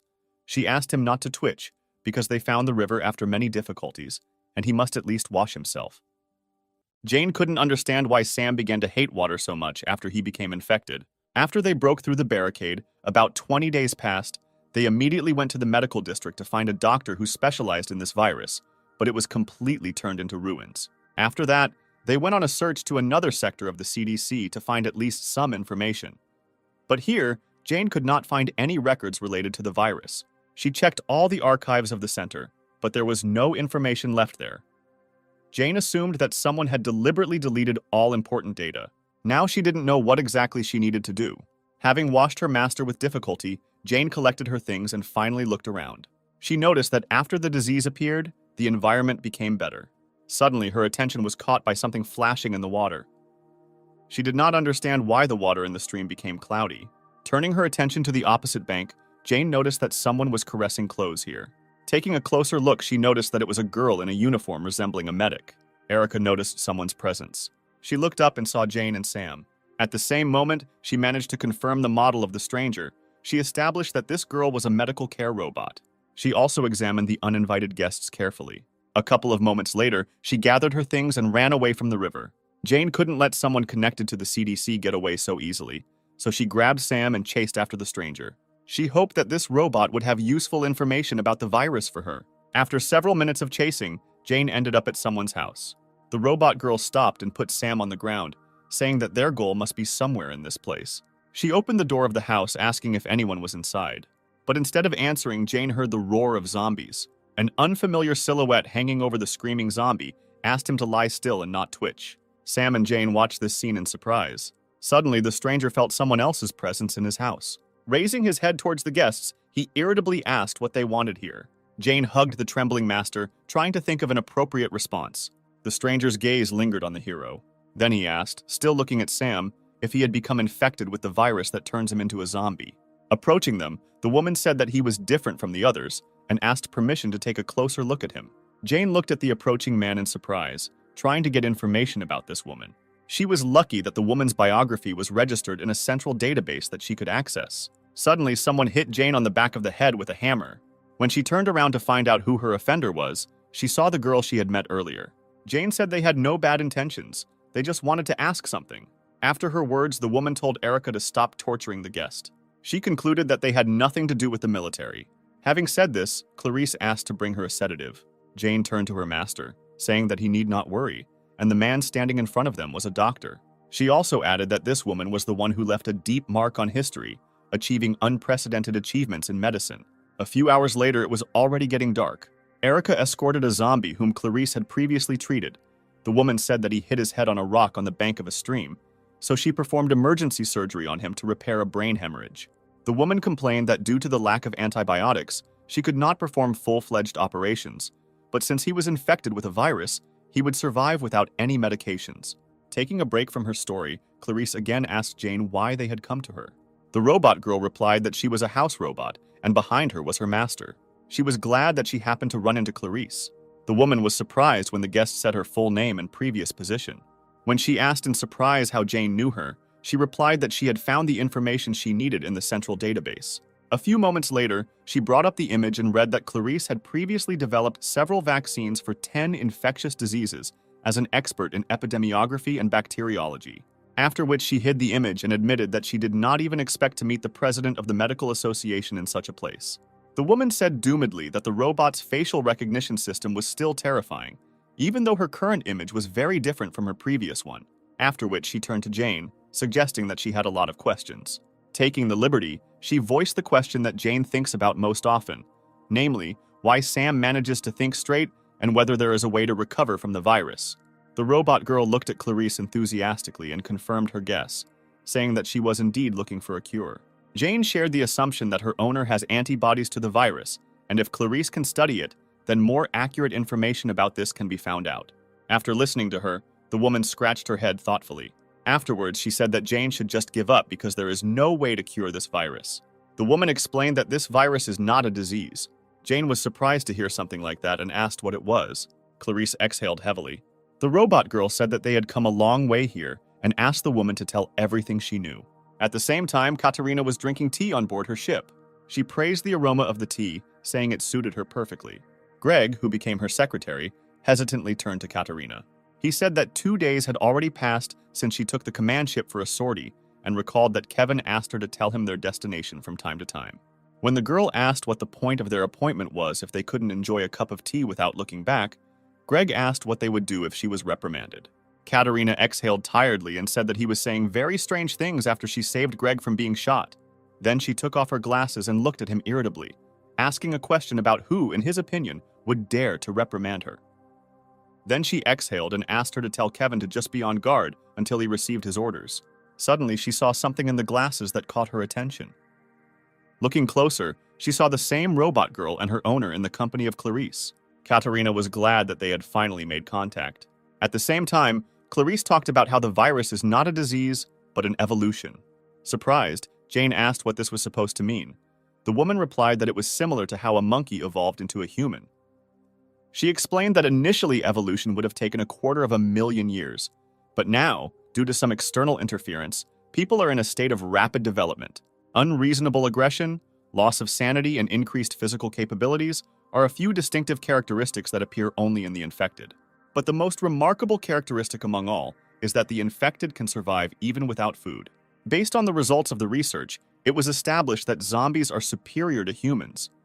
Their cells are still in the process of dividing. Even if they do not eat, the infected continue to live. They do not attack humans because of their natural instinct to increase their species. Ultimately, Clarice came to the conclusion that curing this virus would be akin to turning a human into an ape. She explained that the reason Sam is able to maintain a modicum of sanity is not because he has antibodies, but rather he is simply a mutant.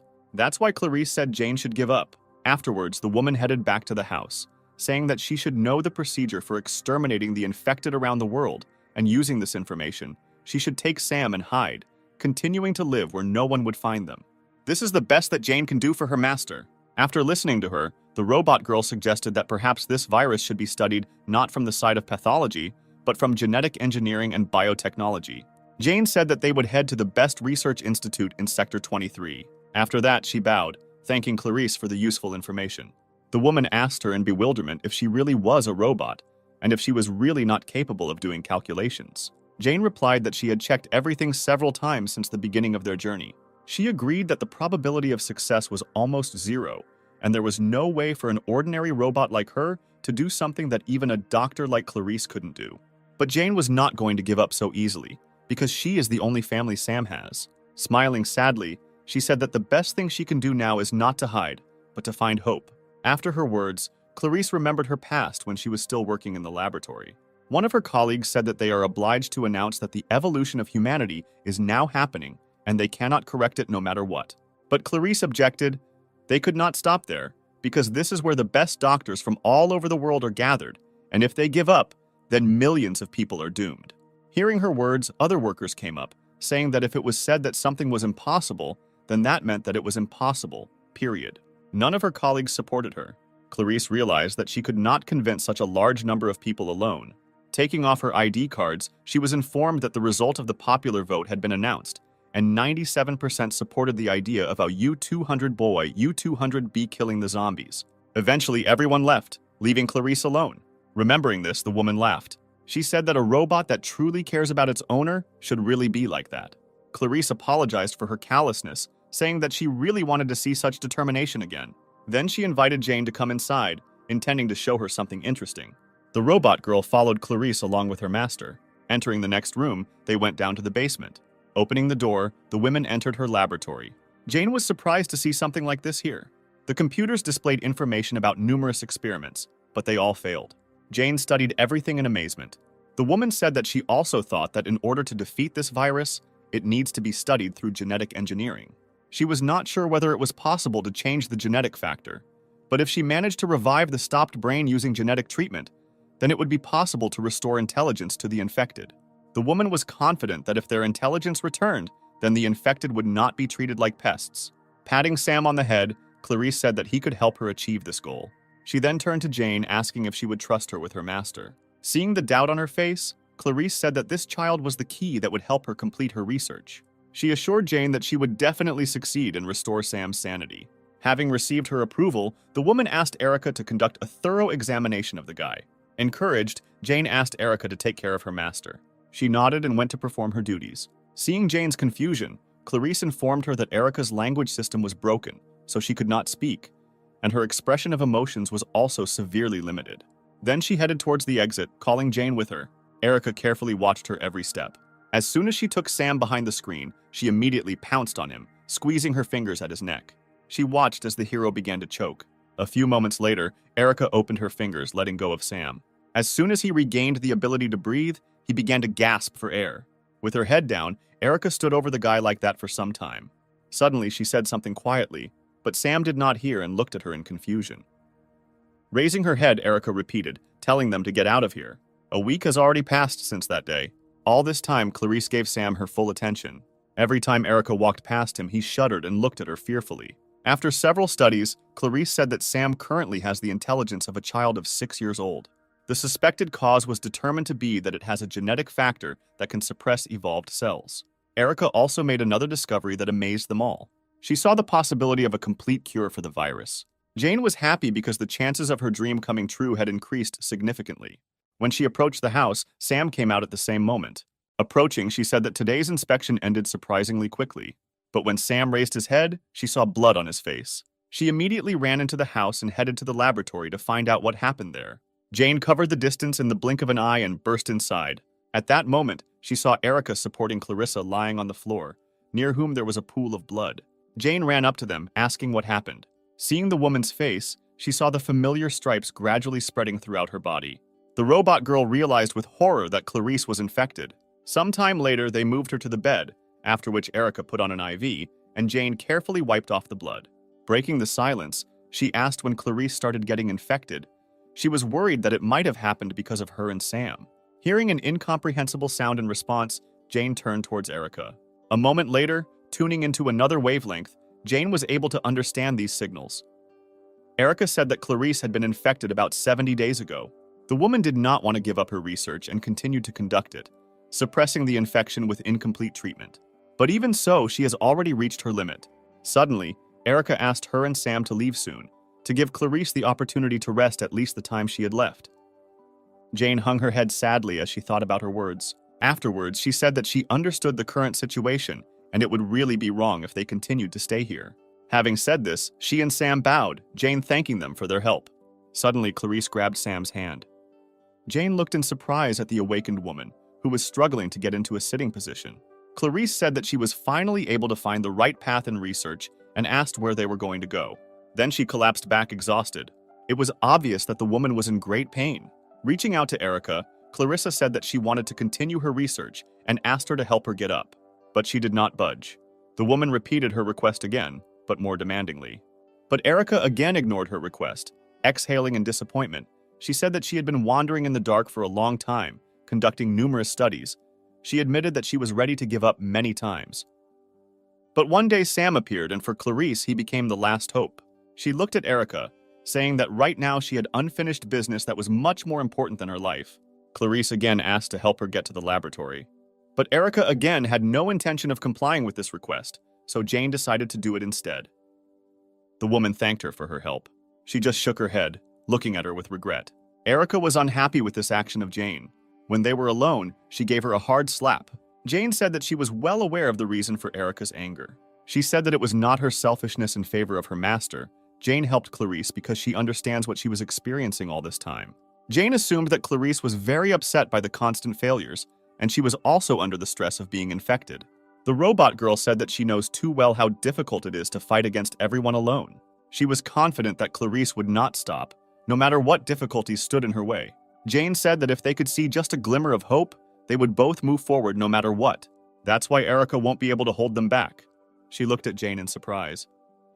When she finished speaking, Erica lowered her head, biting her lip.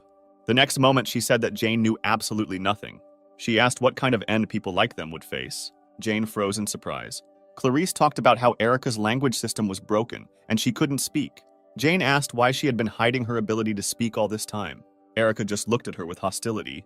At the same time, Clarice injected herself with an injection that could briefly delay the spread of the virus in her body. Once the medicine was administered, she sighed heavily and leaned back in her chair. The system informed her of the results of another experiment on cerebral gene activation. The woman couldn't believe her own eyes when she personally read the results. Suddenly, Erica received a signal and was distracted from her conversation with Jane. Then, clutching her head, she quietly said that this should not have happened.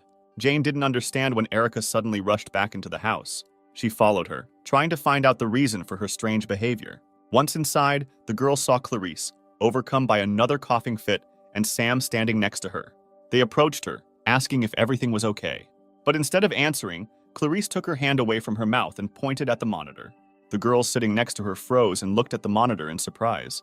The last experiment carried out was successful. Jane was incredibly happy because she had a chance to heal her master. Eliza was also amazed that Clarice still managed to accomplish what had recently seemed impossible. The woman looked at Sam, saying that all the answers to what was happening were in him. She thanked him. Then she said that her time was coming to an end. Clarice reached out to Erica, saying she wanted to ask her for one thing. But she looked at the monitor, not paying attention to those around her. The woman called her several more times. Without turning around, Erica said that from now on, all this data is code blue. Everyone froze in surprise as they listened to Erica continuously repeat code blue. Clarice was most amazed by what was happening. She asked how it was possible that Erica had the ability to speak. Suddenly, Erica said her mission was accomplished. When the woman heard the name the girl had just called, Katerina received information from Erica about Clarice's discovery. The girl did not doubt her genius abilities. She stood up from the table, putting her glasses aside. She said that if they catch a zombie capable of maintaining their sanity, they will be able to achieve unprecedented heights. After that, she and Greg headed for the exit, saying that their vacation was over. Entering the control room, Katerina ordered everyone to prepare for takeoff. Taking her place, she told Kevin that they would be using the same weapon and asked him to hurry up and prepare it. But the man asked confusedly why she was going to use it. She had no intention of explaining to him and told him to simply carry out her order. Kevin said that in order to use these weapons, they need the approval of the president, so he will immediately seek his approval. Smiling, Katerina replied that her order was enough. She would simply provide a detailed report at the end. The man had no choice but to follow her orders. After this, he informed everyone that they would be using Mars and gave orders to begin preparing it immediately. The ship was approaching Clarice's house at high speed. Jane sensed danger approaching. She stood up abruptly, telling everyone that enemies were approaching them. The woman was surprised that their location was discovered so quickly. Jane told everyone to stay here while she fought and ran towards the exit. Clarice tried to stop her, shouting that it was too dangerous for her to approach the military. But she was seized by another coughing fit. Erica sat down next to her, offering her a glass of water. The woman asked the reason for her action. She just looked down sadly. At this time, Jane had already run out into the street. Looking up, she stopped. Jane noticed an approaching ship. After checking all the data, she discovered an unusual structure on it and established that it was a new type of military weapon, about which there was no information. The robot girl activated her body's power-up. She was determined to stop the enemy no matter what. The next moment, Jane jumped into the air towards the ship. In a few leaps, she was right in front of him. The weapon was already fully loaded and aimed at her. A moment later, a shot was fired. Jane realized that Clarice's research was the hope for all humanity, so she was obliged to protect her. Putting her hands in front of her, she created a protective barrier. The moment Jane appeared in their field of vision, the image from the cameras was transferred to the screen. Katerina's expectations were confirmed. It was obvious that the safety of the owner was paramount for this robot. Then she ordered Mars to be activated. Jane managed to create a large energy barrier. Katerina wondered if this robot could survive an attack from Mars. While in the laboratory, Sam, Erica, and Clarice heard loud noises outside. When the energy charge approached Jane, she covered herself with a barrier, not allowing it to pass further. With every second, more and more damage appeared on her body. She made a mistake in her calculations and realized too late that she was not able to contain such a large amount of energy. A few seconds later, there was a powerful explosion. At that moment, Clarice walked outside with Erica and Sam. She didn't understand what kind of light it was. When the bright flash from the explosion faded, the unconscious Jane flew down. Her body fell a few meters from the house. She did not respond to their screams, and small currents passed through her hands. Frightened, Sam and Clarice rushed to her. On the screen, you could see the boy lowered himself near the body of his robot. Kevin couldn't understand how an ordinary robot managed to stop a bomb that could destroy an entire mountain belt. Getting up from her seat, Katerina said that all robots are designed the same way as super soldiers. The girl suggested that today they could get more useful information. Turning to Kevin, she said that the most important skill of a commander is accuracy in assessing enemy capabilities. Then she ordered the hatch to be opened because they were going down. At the same time, Clarice and Sam sat next to Jane's motionless body, hoping to get at least some reaction from her to their voices. Suddenly, a huge shadow loomed over them. Clarice looked up to see what it was.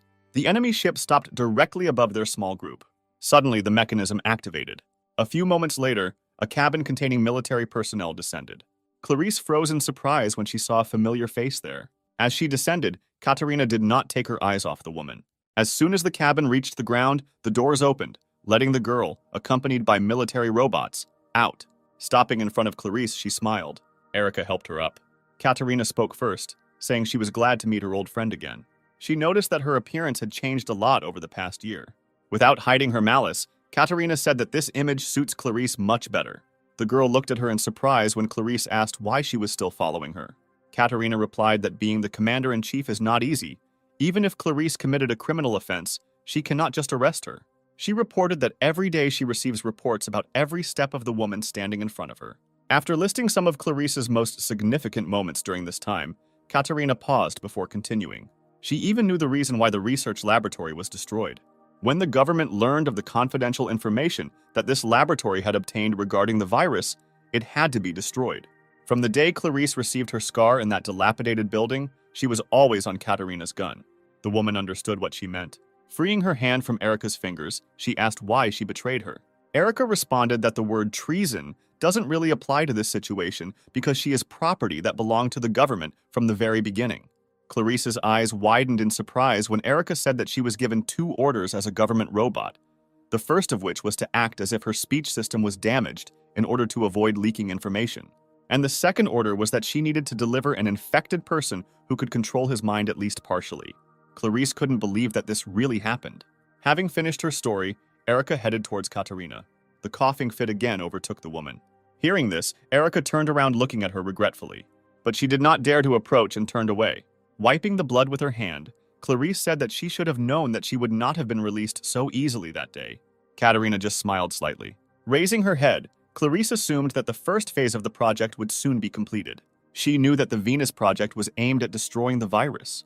The woman remembered very well the day when she first heard about Venus. In 1976, a meeting was held at the general headquarters. Some have put forward the idea of immediately exterminating all infected people. But Clarice opposed it, saying that it was too much even for the government. She suggested that they try to find another way to get rid of the virus by isolating those infected for a while.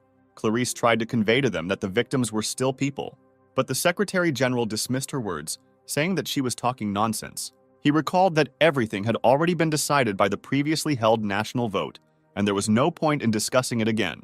93% of the public supported their policy.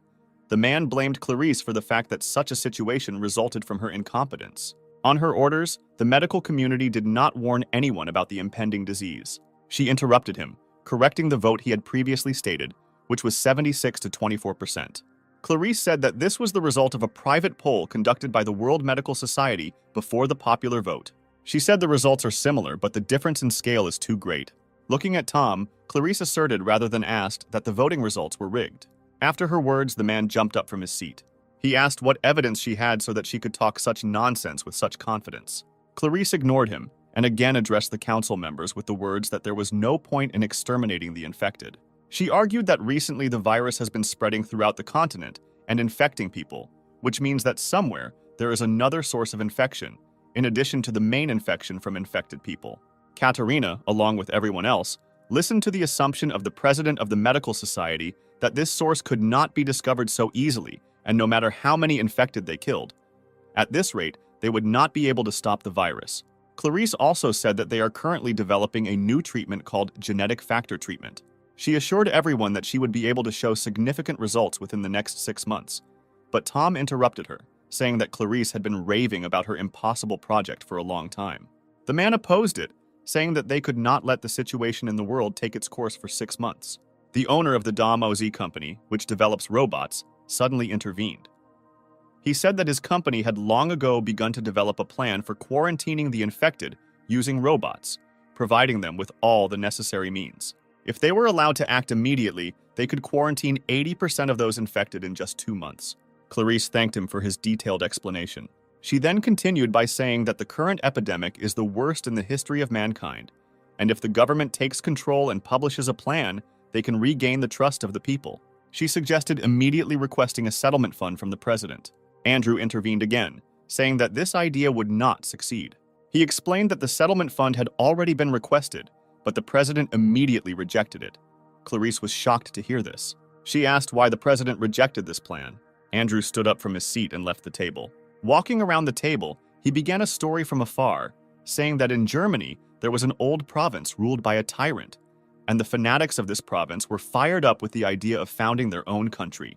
They planned to call this country the Third Empire while it was being created, Their military expenses increased, and soon after that, the World War began. Passing by Clarice, the man said that that tyrant had one absurd dream in which the whole world was at his feet. After a pause, Andrew continued, saying that that tyrant had achieved his dream. At that time, the Third Empire had overwhelming military power. A tyrant could turn the entire world into countries under his control, or into ruins in just 2 years. Frowning his brows, Andrew said that their success was short-lived, and 4 years later the whole world was united and the tyrant was executed. Thus, the Third Empire collapsed. Spreading his arms to the sides, the man summed up that a world government union was created to rule the whole world. Clarice asked in bewilderment why he decided to talk about this now. He stood there for a few seconds thinking about something. Then Andrew turned around, saying that the created union still could not cope with the consequences of unreasonable world integration.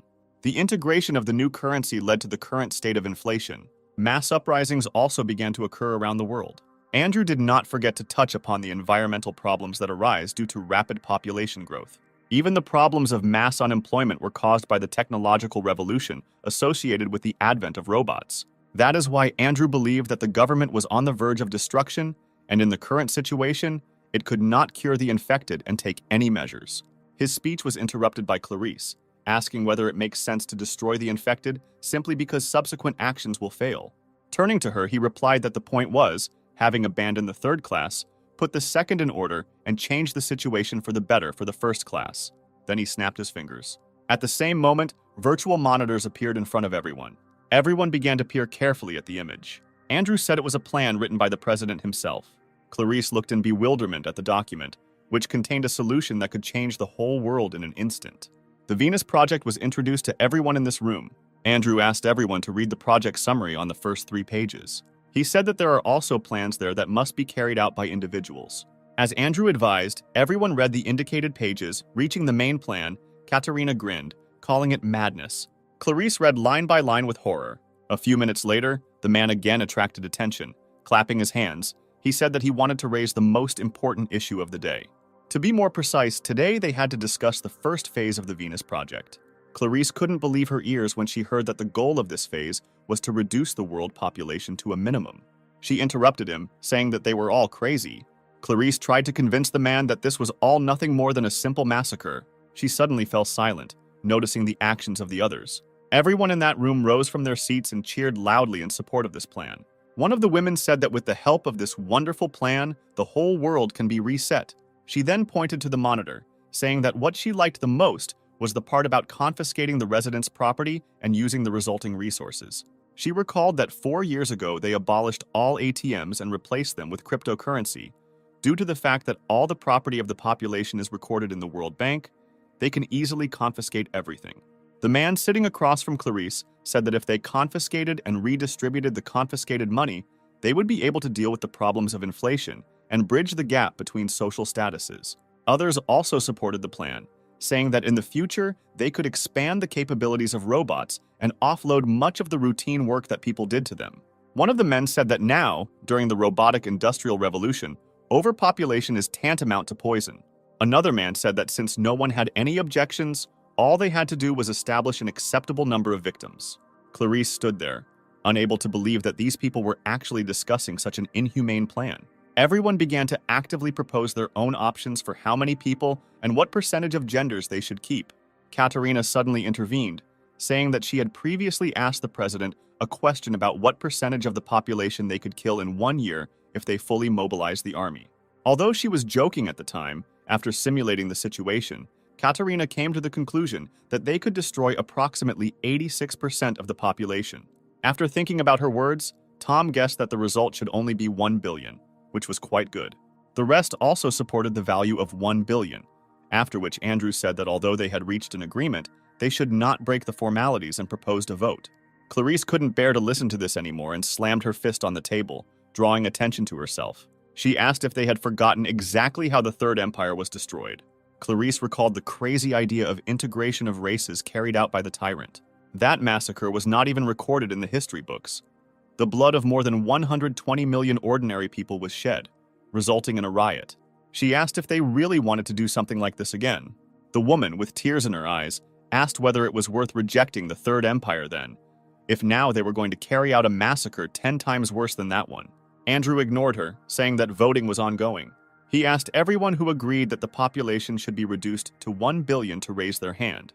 Everyone raised their hands unanimously, with the exception of Clarice. After examining everyone, the man said that the decision had been made, and after the completion of the first phase of Venus, the number of survivors should be 1 billion. Clarice was unable to influence anything that day. Afterwards, she told the press about this plan, but not a single mention of Venus appeared, and scientists who shared her view were brutally killed by the military. That day, the research institute was strewn with many corpses of budding scientists. Only Erica and her owner Clarice managed to survive, although she was in serious condition. Clarice assumed that it was during this period that Erica deceived her. Katerina said that saving the life of the former president of the medical community was a kind of insurance. At the moment, doctors are on the side of the government. They also want to find a cure, but they have too little chance of success. The girl admitted that Clarice is the most outstanding person among those researchers who cannot find a single clue, let alone develop a cure.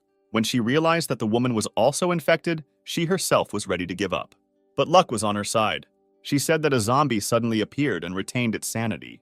Clarice asked how far the first phase of the Venus project would go. Although this was secret information, Katerina was ready to share it with her as a reward for finding a cure. She said the current rate is 84% of the population. To date, 52% have already been destroyed. Katerina was sure that if everything went smoothly, then only 16% would remain uninfected. She confidently stated that they could achieve this result in less than 5 months. Afterwards, the girl said that the second phase will come after the medicine is provided to the whole world. It was difficult for Clarice to learn the details of the current situation in the world. A couple of seconds later, she pulled out the plate hidden in her pocket. Showing it to Katerina, the woman said that no matter her efforts, such a terrible plan would not be carried out. She explained that in her hands, there is a hard drive that stores all the data about the medicine. It exists only in a single copy. The next moment, Clarice broke it into 2 halves. Katerina was overcome with horror as she realized exactly what the woman sitting in front of her had just done. She screamed that she had gone crazy and with such an action had doomed many lives to the mercy of fate. Clarice replied that because of her actions, they would have no choice but to stop the murders. The woman was sure that even if it wasn't her, someone in this huge world would definitely create a cure. Katerina listened to her, barely containing her emotions. Clarice understood that she had very little time left and decided to give one last piece of advice to Katerina, saying that humanity cannot be judged for its numbers. The girl just frowned, not hiding her irritation. Then she turned around, saying that she no longer needed Clarice. Returning to the cabin, Katerina gave the order to the military robots to get rid of this woman. Hearing her words, Sam raised his head and looked at her in surprise. He tried to say something to stop Katerina. Realizing that he would achieve nothing in this way, the hero tried to shout to Jane. But she did not react to his voice in any way, and then Sam began to disturb her body. At the same time, Jane's automatic recovery mode boot was activated. The energy core has already been restored by 30%. The robots are already approaching Clarice. She just closed her eyes, resigning herself to such an end. The next moment, the woman heard a weapon being pointed at her. But when nothing happened for several seconds, she opened her eyes and looked ahead in surprise. The robot said that he could not attack her because it would be a violation of the law. Hearing this, Katerina began to laugh quietly. However, the very next moment she was laughing out loud without holding back. Turning around, the girl said that a few moments ago, Clarice was very cute with that expression on her face. Then she said that everything was exactly as she had imagined. Nodding towards Erica, Katerina said that although she did not receive the drug data directly, it did not mean that she lost. The girl said that all this time Clarice had an excellent robot with her. After her words, Erica disconnected the part from her device, with which she communicated with Jane the last time, and gave it to Katerina, who said that copying the data at this time is even easier than taking candy from a child. Clarice was startled by this and shouted at Erica not to do this because this information should not fall into the hands of the government. At the same moment, a sharp flash of pain pierced her. The next attack meant that the effect of the previously injected medicine had ended, and the disease began to spread further with accelerated force. The woman curled up on the ground with pain coursing through her entire body. Looking at this picture, Katerina assumed that the virus was gradually beginning to take over her mind. Smiling, the girl said that very soon Clarice would evolve into a monster. But since she had taken a significant step towards creating a vaccine, the woman should have no regrets. Excited, Erica rushed towards Clarice. Sitting down next to her, she asked her how she was feeling. Turning around, Erica asked Katerina to fulfill her promise and keep her word. She recalled that the girl promised her that if the mission was successfully completed, she would save Clarice's life. Shielding the owner, Erica said that she would soon become a zombie, and then she would no longer be able to tell anyone any secrets. Erica begged Katerina to keep her promise. Looking at this scene, the girl remembered the past. A year ago, this robot also begged to save Clarice. Snapping her fingers, she replied that she never forgets her promises. After a pause, Katerina said that unlike robots, people know how to lie. Erica looked in surprise at the girl standing in front of her. The next moment, many shots pierced her body. When the military robot stopped firing, Erica collapsed to the ground. Clarice, lying on the ground, watched this in horror. Shouting out her name, the woman tried with all her might to crawl towards Erica. Frowning her brows, Katerina said that she was the first to be insulted in this way. Never before had an ordinary robot tried to make a deal with her. But that wasn't the only reason she was angry. Katerina was well aware that Erica had tried to ruin her plan when she tried to get rid of Sam. The girl said that she could not forgive her for this mistake. Anxious, Clarice tried to call Erica. She turned her head and apologized to the woman. She admitted that even when she realized that Katerina's promise was a lie, Erica continued to interfere with Clarice's research. Erica said that she changed the original data when she conducted virtual experiments, and also tried to kill Sam. But clinging to the 100th chance that Katerina would still fulfill her promise, she gave her the data. Because Erica prioritized saving her master's life over the lives of all humanity, she declared that she was no longer worthy of being called a Medroid. A single tear rolled down Clarice's cheek. Almost silently, she said with just her lips that Erica was not to blame. Closing her eyes, she said that she never blamed her for what happened. When the woman opened her eyes again a couple of seconds later, her eye sockets were completely black, which meant that the virus had gotten the better of her. A military robot standing nearby analyzed Clarice's condition. Having determined that she was no longer human, the robots turned their weapons on her. Due to the fact that she has lost her human essence, they now do not break the law and can carry out the previously given order. One of the military robots turned around as a sudden noise behind them caught his attention. A moment later, Jane punched his head. As a result, he flew several meters back. Katerina watched, not understanding what was happening here. Jane said that the automatic recovery was 48% complete. A couple of seconds later, the percentage of recovery increased and previously damaged areas of the body were strengthened. She was determined to return Clarice's research data. Katerina understood how this was possible, because the shot from Mars definitely hit her. Kevin wondered a similar question about how the damaged robot was still able to move. He turned to one of his subordinates, who scanned Jane and reported that she had completely stopped functioning, asking what was going on here, but he could not give a reasonable answer. Looking at the screen, Greg remembered the time when he himself fought with this robot. After the fatal attack was dealt to her, he deemed Jane no longer competent. But suddenly she recovered and became stronger. Greg said that this home robot is fraught with many secrets. Kevin ordered military robots to be sent as reinforcements. Meanwhile, Jane was already running towards the military robot. Approaching him, she kicked his torso, punching right through him. Then she grabbed his head. A moment later, Jane pinned the robot to the ground. At the same time, dozens of military robots were released from the ship. Noticing this, Jane raised her head up, watching what was happening. A few seconds later, the robots landed with a terrible noise. Dozens of robots appeared opposite Jane. After conducting self-diagnosis, she found out that the integrity of her body was only 40%. Her goal was to get closer to Commander Katerina and return data on a medicine that could cure the virus, and then escape from the current situation. She intended to destroy obstacles in the form of military robots that appeared. A moment later, the robots took up their weapons and began shooting at her. But Jane deftly dodged the bullets, moving at high speed. Approaching one of the robots, she cut his torso in half. Jane knocked the other one away with a kick to the stomach. Clarice and Sam watched in surprise. The guy did his best to support Jane. The woman managed to retain the remnants of her mind, and she was aware of the current situation. Jane desperately fought against the military robots, trying to make her way to Katerina. Kevin, who watched this, experienced great tension. He realized that ordinary military robots were not enough to deal with Jane. He asked a subordinate if they could carry out an attack from the air, but was told that this was not possible at the moment. Greg had been carefully watching Jane's movements all this time and analyzing the situation. At one point, he shared his observations, saying that she was weaker than before. Jane herself at that moment was trying to fight off the robots that surrounded her from all sides. Greg explained that her movements were not as fast as last time, and he assumed that she had not yet fully recovered from Mars's shot. Suddenly, one of the military robots grabbed her arm. The next moment, Jane lost this limb. She frowned, realizing that losing her arm at such a moment could make the situation critical. Despite this, Jane continued to attack her opponents with her remaining hand. The war robots raised their weapons again and pointed them at her. This time, she was unable to escape the fire. The system warned Jane that the energy core had been damaged. With every second, the integrity of her body was rapidly decreasing. A moment later, the vision sensor was also damaged and the self-healing process was forcibly stopped. With difficulty, Jane managed to catch the sound of approaching footsteps. Before she passed out, she saw the silhouette of Katerina stopping opposite. The girl was pleased with what she saw in front of her. It amazed her that she had fought so hard to match a human. Slowly raising her hand, Jane said that her target was approaching. She reached out to Katerina standing next to her, repeating that she was obliged to return the data. But Jane fell before she could reach her goal. Katerina looked at her indifferently. A moment later, she admitted that Jane managed to surprise her because she has the ability to self-heal, which is built only into super soldiers. She then turned around and ordered the military robots to take Jane with them. The girl planned to provide it to Andrew from the House of OZ for analysis. She was wondering who was the creator of this model. Sam jumped out of his seat and ran to Jane.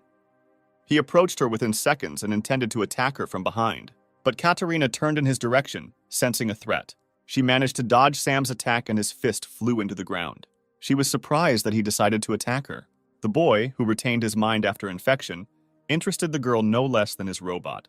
The next moment, she gave a signal to the military robots. Katerina said that it would be better if she captured it herself. Taking out her sword, she said that to complete this task, she did not need to leave Sam's arms and legs intact. At that moment, he rushed at her. She pointed the blade of the sword at him. But a couple of moments later, the boy froze in surprise, never having reached Katerina. Clarice managed at the last moment. Standing in front of Sam, she took the blow upon herself. Katerina did not have time to stop, and the blade went through the woman who suddenly appeared. She clenched her teeth from the pain coming from the wound. A moment later, she screamed that the pain experienced by the patient was equivalent to death. The girl was amazed that Clarice managed to retain the ability to speak. Suddenly, the woman approached Katerina, saying that she should feel this pain properly. The next moment, she bit her on the cheek, tearing off a piece of skin. Due to the fact that the girl recoiled sharply, her cap fell to the ground. When Clarice looked at Katerina's face again, her eyes widened in surprise. She asked what caused such a reaction in the woman. She asked if the zombies didn't like the artificial flesh of the mechanical doll. Looking at Clarice's surprised face, Katerina said that it was a doll that could synchronize with brainwaves, designed to protect important people. She explained that artificial intelligence does not have a conscience. The doll only reads the brainwaves of its owner and is controlled by them. Katerina's position was too high to go out and fight the polluted creatures herself. Suddenly, Clarice's consciousness left her. The exhausted woman fell to the ground. At the same moment, the doll transmitted the received data to the real Katerina. After that, she sheathed the sword and, looking to the side, noticed a wary guy. Picking up her cap from the ground, the girl looked at Sam and asked why he didn't attack. Smiling, she said that he knew what futile attempts were. Then she turned around and headed back to the cabin, said that their mission was over, and commanded the military robots to grab Sam and Jane. Following her orders, one of them grabbed the guy who was desperately trying to escape. Another grabbed the unconscious Jane. The remaining robot aimed its weapon at Clarice, who was lying in a pool of her own blood, with the goal of completely destroying her. Erica, who was conscious, tried to shout to her mistress. Sam saw this too and broke free from the robot's hands to come to the aid of his friends. Suddenly, Jane opened her eyes again, but the system notified her that movement was not possible at the moment. Her hull was only 2% intact, with 28 hours and 30 minutes remaining until complete recovery. A moment later, the emergency program was launched, and based on the results of scanning the surrounding area, a humanoid robot was detected at a distance of 25 meters.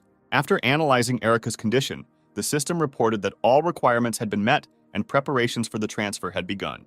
A couple of moments later, the system was forced to boot. The operating system installation was successfully loaded. After this, Erica's body began to recover quickly. She opened her eyes for a few seconds. Suddenly, the robot targeting Clarice was destroyed in an instant. Hearing the shots, Katerina turned around to see what was happening. Clarice had regained consciousness by this time and watched what was happening in amazement. The system reported a successful system update and the medical module was disabled. Now Erica's combat skills prevailed, with the help of which she got rid of the robot a moment ago. Kevin looked at the screen in bewilderment, not understanding what happened this time. He was sure that this medical robot was disabled, but suddenly all its damaged parts were restored. Katerina felt the same bewilderment at what was happening. Erica applied the cloth to clean Clarice's wounds. She said she was able to stop the bleeding. Although the words were difficult for Clarice, she said that today she had already managed to see a miracle several times, looking at Erica's restored body. She just looked sadly at her mistress, assessing her condition. Clarice suffered fatal internal injuries. Erica did not want to admit that the chance of survival was practically equal to 1. Extending her hand to her, Clarice said that she should leave here as soon as possible. At least she should survive. She put her owner's hand back, saying that she should rest a little. Erica promised that she would take care of everything. After examining the weapon in her hands, Katarina realized that the weapon in Erica's hands was a combat module. The girl had a bad feeling. She commanded the military robot to deal with Erica, but she was already running towards them, preparing for an attack. When she came within their range, the robots opened fire. Suddenly, she jumped up, moving out of the line of fire. Erica then attacked her opponents from the air.